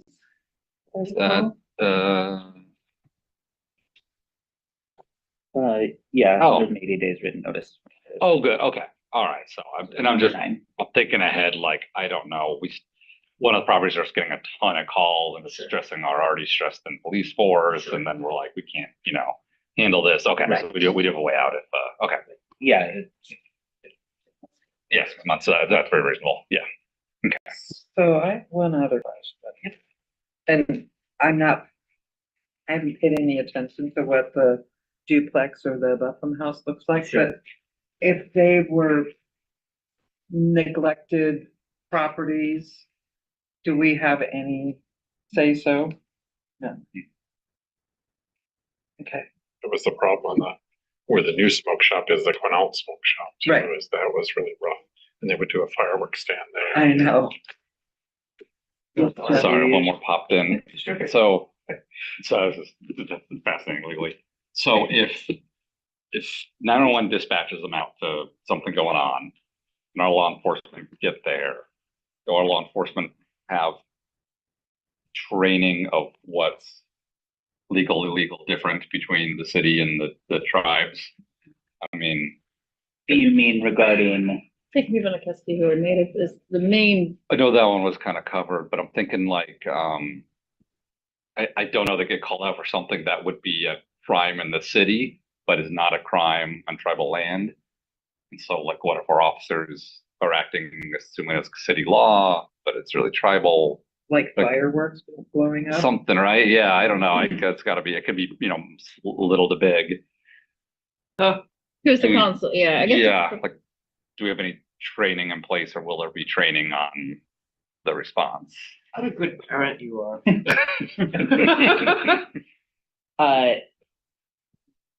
I don't know the extent of their training on that right now, but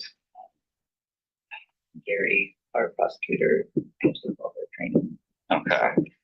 I really appreciate that question, Jeff. Right, I'm like, okay, obviously if it's It'd be something like, tricky. We don't want our, It can be tricky, absolutely. right, yeah. if it's something like assault, that's okay, pretty, clear, but yeah, fireworks is maybe a good example or anything. Yeah. Yeah, and I'm no expert. I took 3 courses at graduate level, whatever, in Indian law, and it is complex, right? So, I really appreciate that question, that it would be nice to know if there's any complexities, and that's where public safety, like our police chief or fire chief, would be helpful in this conversation. But I would love a follow-up, to find out what the plan is for consultation of officers. Yeah.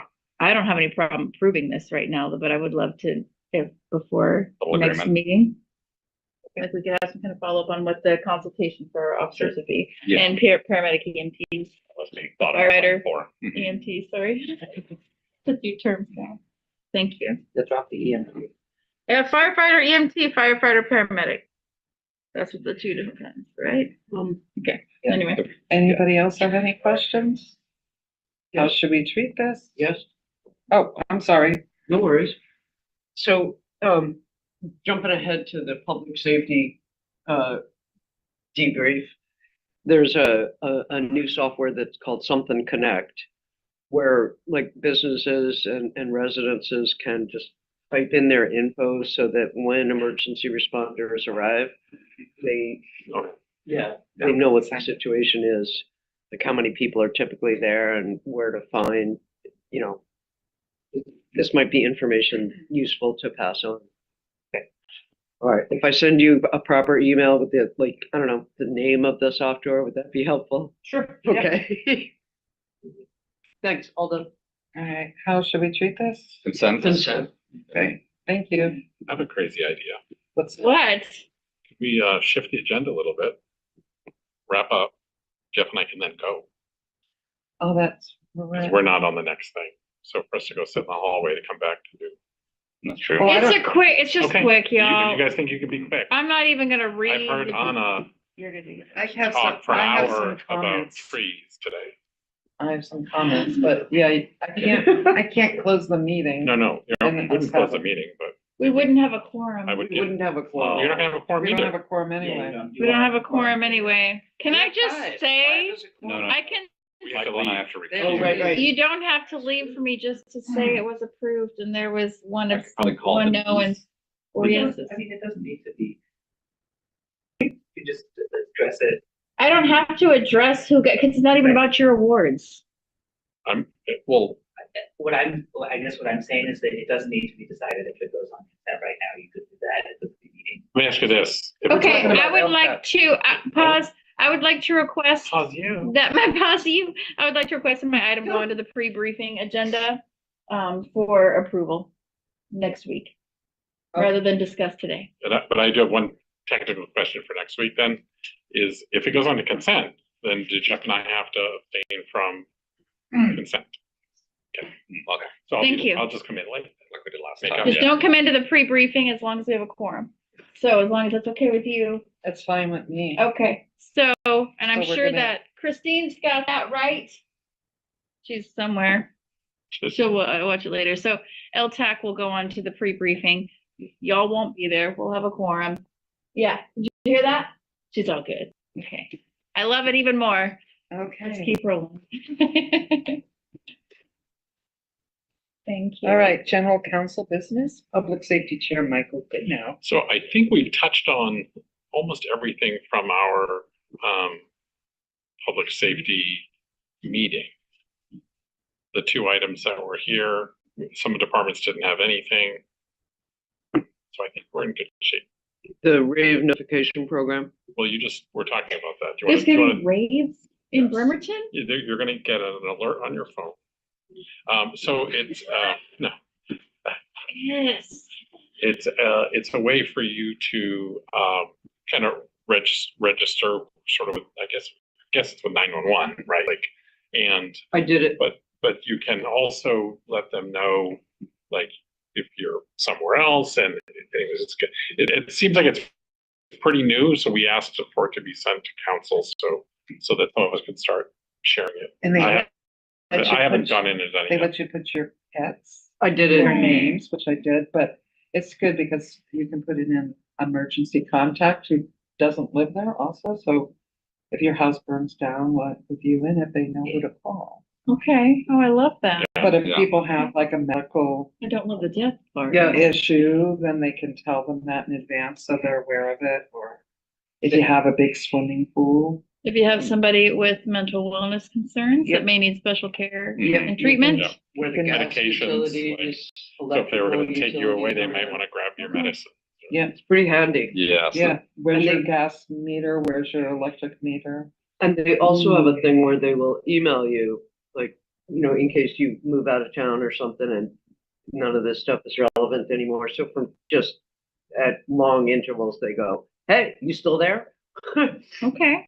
Yeah. Nice. So- So yeah. I'm gonna sign up for this this. is the equivalent of Smart 911 we Yes. talked about before, right? Yeah. Oh, Okay, yeah. Okay. So I've this heard of is, that. I was talking to Councilmember Wharton over in Port Orchard because he had a constituent who smart 911 when they were in King County used to save their life, had a number of medical issues, and we're hoping Kitsap could adopt it.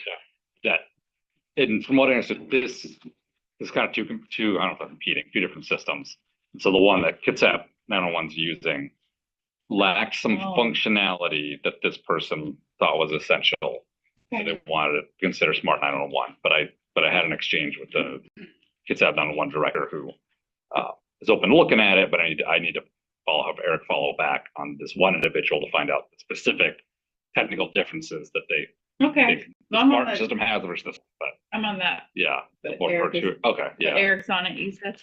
No, I don't think Eric is, but I mean, I will- it's a huge, I'll ping him again, yeah. huge step in the right direction. Oh, yeah, Right. definitely, definitely, yeah. Yeah. It's not protected by kites, but it's, like, You. Is there any council member who attended a regional or other committee or board since the last study session who wants to give us a brief? Oh, so summary? about LTAC, just kidding. Yeah. Yeah. The fire and I police actually pension didn't. boards were canceled. What's that Trenton? Oh, how was that? What was canceled? The fire and police pension And board. keep it 911 Eric was at, not me, so. I What don't know. about the coalition consortium task force? That meeting was, the one this past Monday was canceled. Besides that, We still don't have a location. I'd say they've, zeroed in on it. They're waiting to basically cross T's and in legal process right now, so that's taken longer than anyone would like, but Is Denise gonna be happy or upset?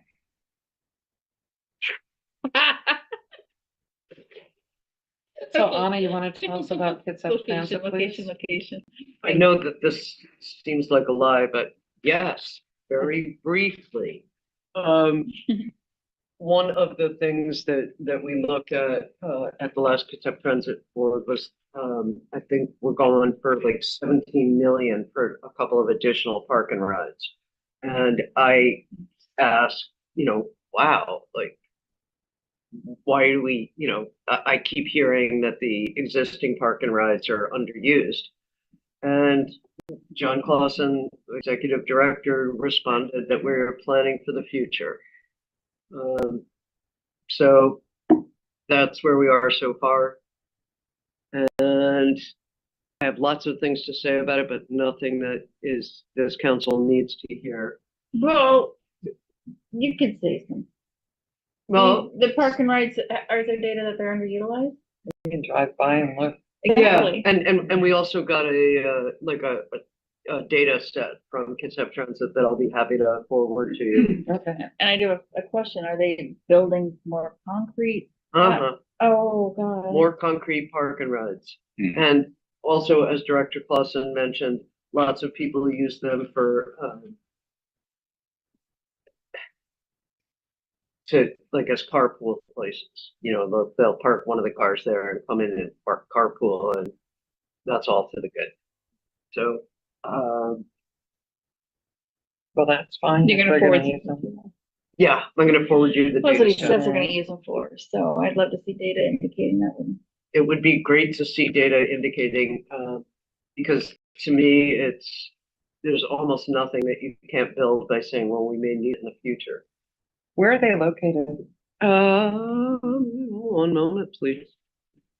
Hopefully the other side of course. Ah, Well, I mean, really, Yeah, that's where they need them. Yeah, true. You don't need it to drive you, a walking distance to, Yeah. to the um, park and ride data. Okay, these are the existing ones, which isn't. So the year-to-date average percentage for all of them is 24%, like 24% usage of the existing available space. That's the quick and dirty, and people who like to dive into the numbers, I will forward this to you. can I ask a quick question, really? I'd like to ask a long question. That's my department. Yes. You inspire me. Are they acquiring new land to do this, or is this parcels that Transit already has ownership of? I don't know. Okay, I don't know. that's my short question. So do we know where they are? I am looking for it as fast as I can. And I'm really sorry. I didn't seem like there was going to be any way, like, if this council would like, I'm more than happy to go back to Kitsap Transit and say, we would like more, these are the kinds of details we would like, and I'll be very happy to ask those questions next Tuesday.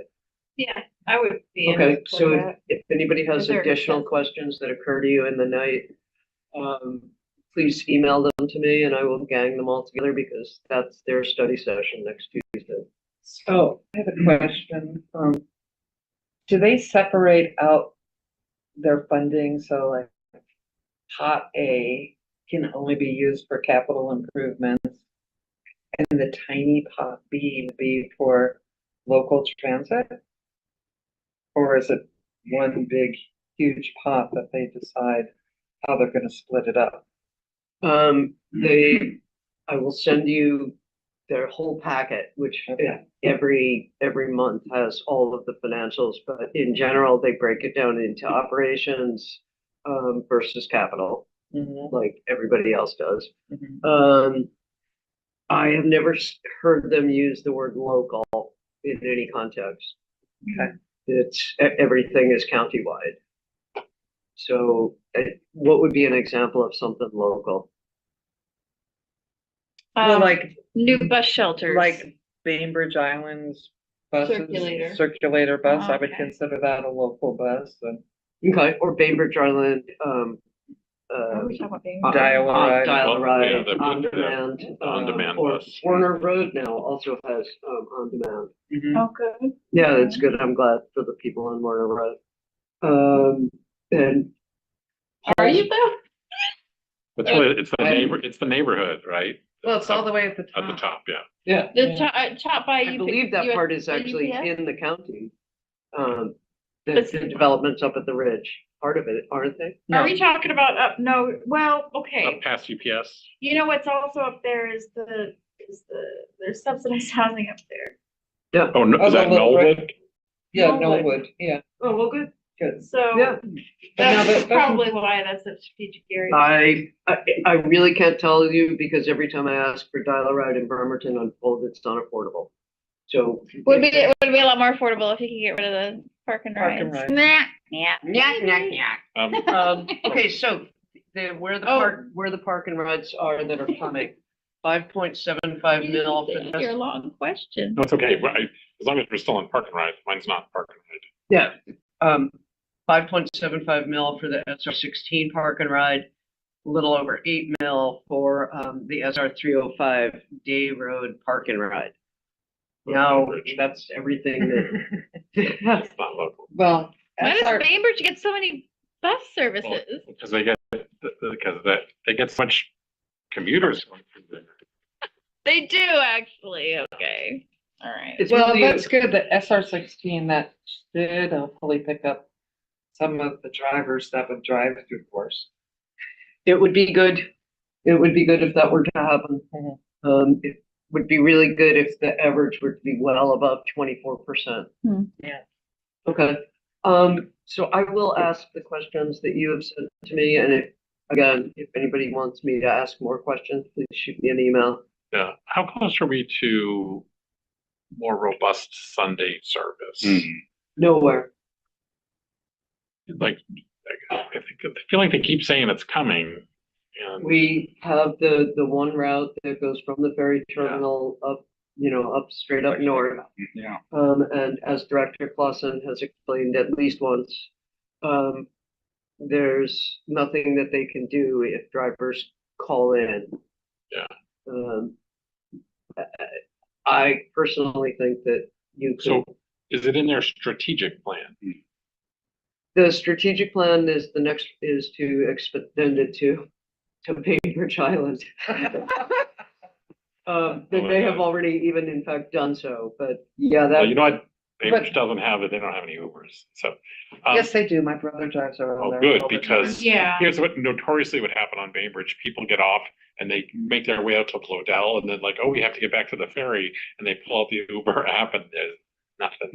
Like, there's a whole thread on Bainbridge. There's like a community page where people be like, hey, I'm stuck at the ferry and it's late. And anybody, and like somebody will be like, you don't mind sitting in the back of my pickup truck? I'll give you a ride. Maybe they should allow what? taxis to work. But anyways, I'm wondering if we could use some of this And FIFA they never- excitement that people have to try a circulator.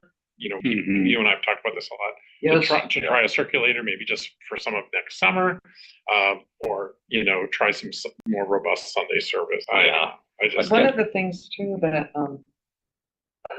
Bremerton Food Line is, they really would like to see some bus service where a bus would go from the food line to the other social service agencies, because a lot of the folks can't even go there because they don't have a car, right? So they're like, just Circulator forgotten. bus for services. Good gracious. That sounds I know, right. like communist.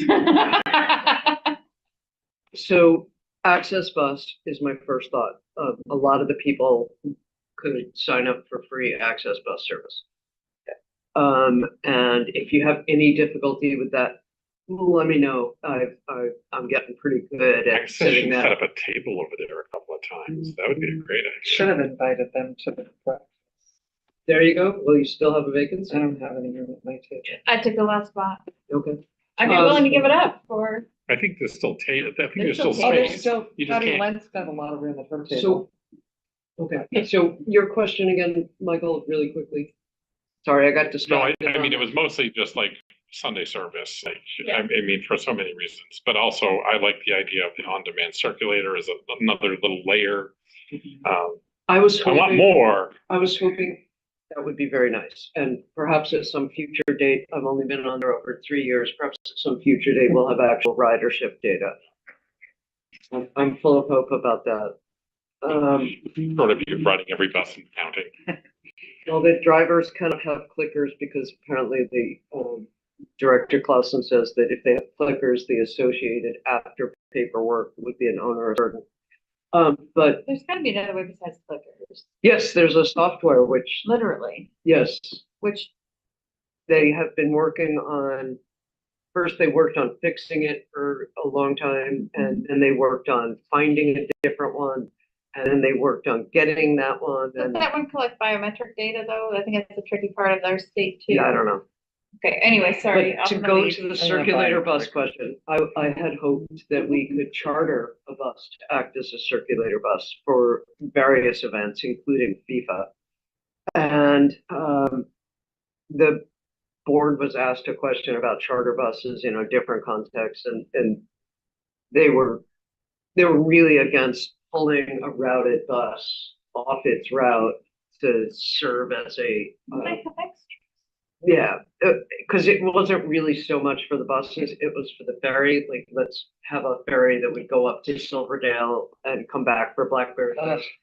And I have to agree with the board on this, it's like, you can't have the routed thing fail, right? Like, you have, like, the ferry has to be there, the bus has to be there. And we don't really have enough to pull off. The ferries have certainly failed, so. The ferries, You Does know, it have transit though? They've had their issues. have had too. their They're doing better now, they've got. they have been doing pretty well, yeah. I mean, even Jeff has nothing to complain about. I wouldn't say that. Nothing like Let's move. hugely pressing. Yeah, can we move on? Yeah, Does anybody have anything for good of the order? Oh, good. Yes, Ms. Mochler? okay. If this is something I'd like to bring up to the audit committee, and I just want to know if it's something council would like to advance, which is, when Division Manager Appleback was talking about, the city water utility. It seems like it'd be good to figure out, like, the water utility seems to expand without any Annexation. yeah, but without any clear pattern. It's not just going to areas inside the city of Bremerton, and yet when these really expensive repairs, relinings and all of this come up, it's city of Bremerton that pays for it. So I'd like to propose to the audit committee that this is something the auditor might want to look at, is like, because outside city of Bremerton, you're getting charged 150% of Bremerton water rates. Is that enough? Like, are we expanding beyond what is fiscally conservative? You know, where are we sending water? Right. I So- mean, the dam is a good water source, but our wells are extremely expensive and only gonna get more expensive. Yeah, And that's how we're serving all kinds of urban growth areas that are not being annexed in. And we don't have an annexation. There's no Plan. plan. Right. well, our plan is to hope. Yeah. I mean, what does the annexation plan look like? Because I think that's what you're kind of also alluding to, that we should investigate an There isn't annexation. one. I know, but what does it look like? No, but if there isn't one, it doesn't mean, We But have a I'm place saying- at the table and we would welcome anybody, but Mhm. it's aggressive if we come up with a plan Right. to take people in. Now, the county has areas, part of the UGA or whatever, that they assume will someday become part of the metro Right. city, but we don't I- have. Feel like we have had this discussion as far as, is it financially feasible? So planning should have some of that information because they've done the studies on how, because taking them on for emergency services would become cost prohibitive. But I'm That was just, my understanding. We make money if it's commercial, we lose money if it's residential, but we're also, Well, let's just take over the commercial zones. well, that a lot of the commercial areas moved right outside of the city limits Hello, because of surprise, the, welcome back. Then they would move again. because of the way we were taxing businesses, which has been modified. Well, But- Yeah, We're on board, yeah.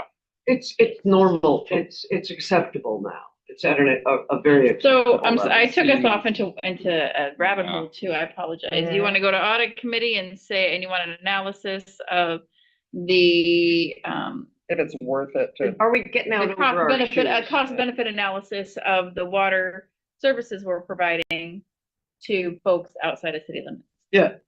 Are we getting out over our shoes? Pretty much. I'm not seeing, so if we're charging 50% more.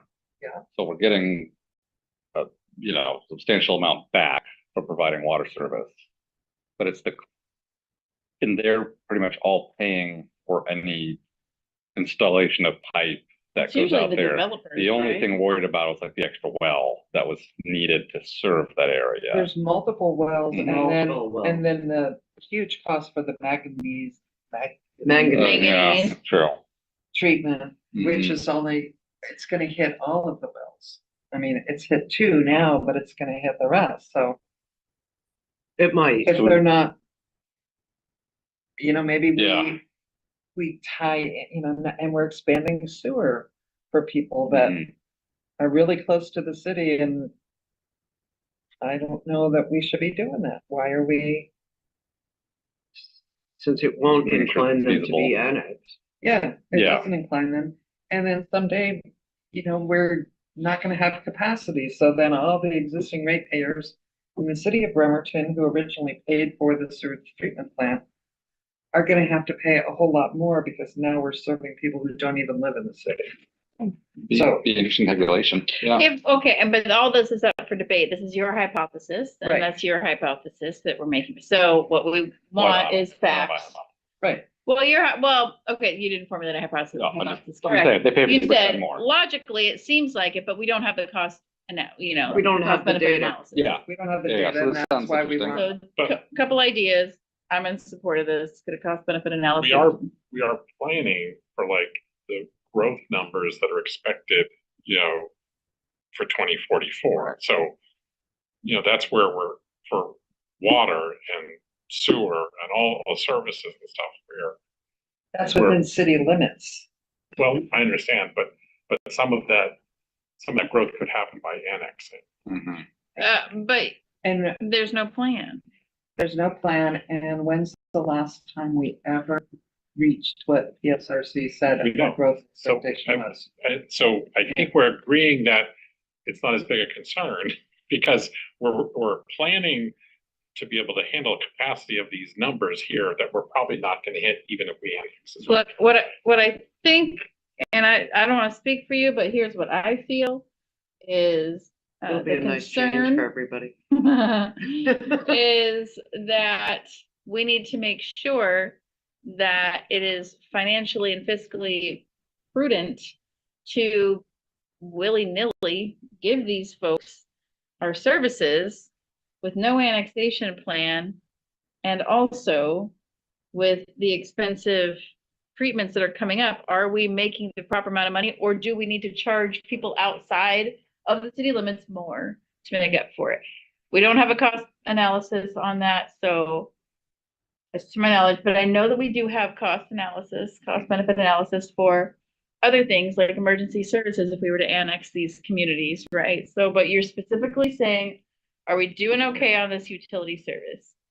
Making the money to pay for it in these areas? Great question, not gonna solve it. No, No, no, but I just want to Let's bring go it. to audit committee. Yeah. that's Okay, all. so Yeah. we'll And they take I'm still on have audit to committee, decide so it. I say yes. I say I was yes. gonna say, it's up to audit committee.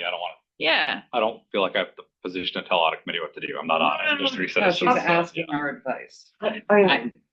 I think we do have the Nothing right direct to, I to me. think it's okay if It'd be we, interesting I guess the to question know. is it the next priority? It's a good, I think it's a worthy, is it on our Yeah, goals and I don't think it's- priorities? but I it's, think it's great to study, but it's up to audit committee how they prioritize their work plan. Yeah, Okay, okay. Okay, anything else? nope. great jazz at the Roxy on Tuesday night. Oh, nice. really? Yeah. Okay, a reminder that the next council meeting will be on Wednesday, April 16th, starting at 5:30 p.m. in the first floor meeting chambers of the Norm Dix Government Center. Public is invited to attend in person or remotely. But anyone wishing to speak during public recognition via Zoom must submit their request through the city clerk by calling 360-473-5323 at least 24 hours prior to the meeting. Meeting adjourned.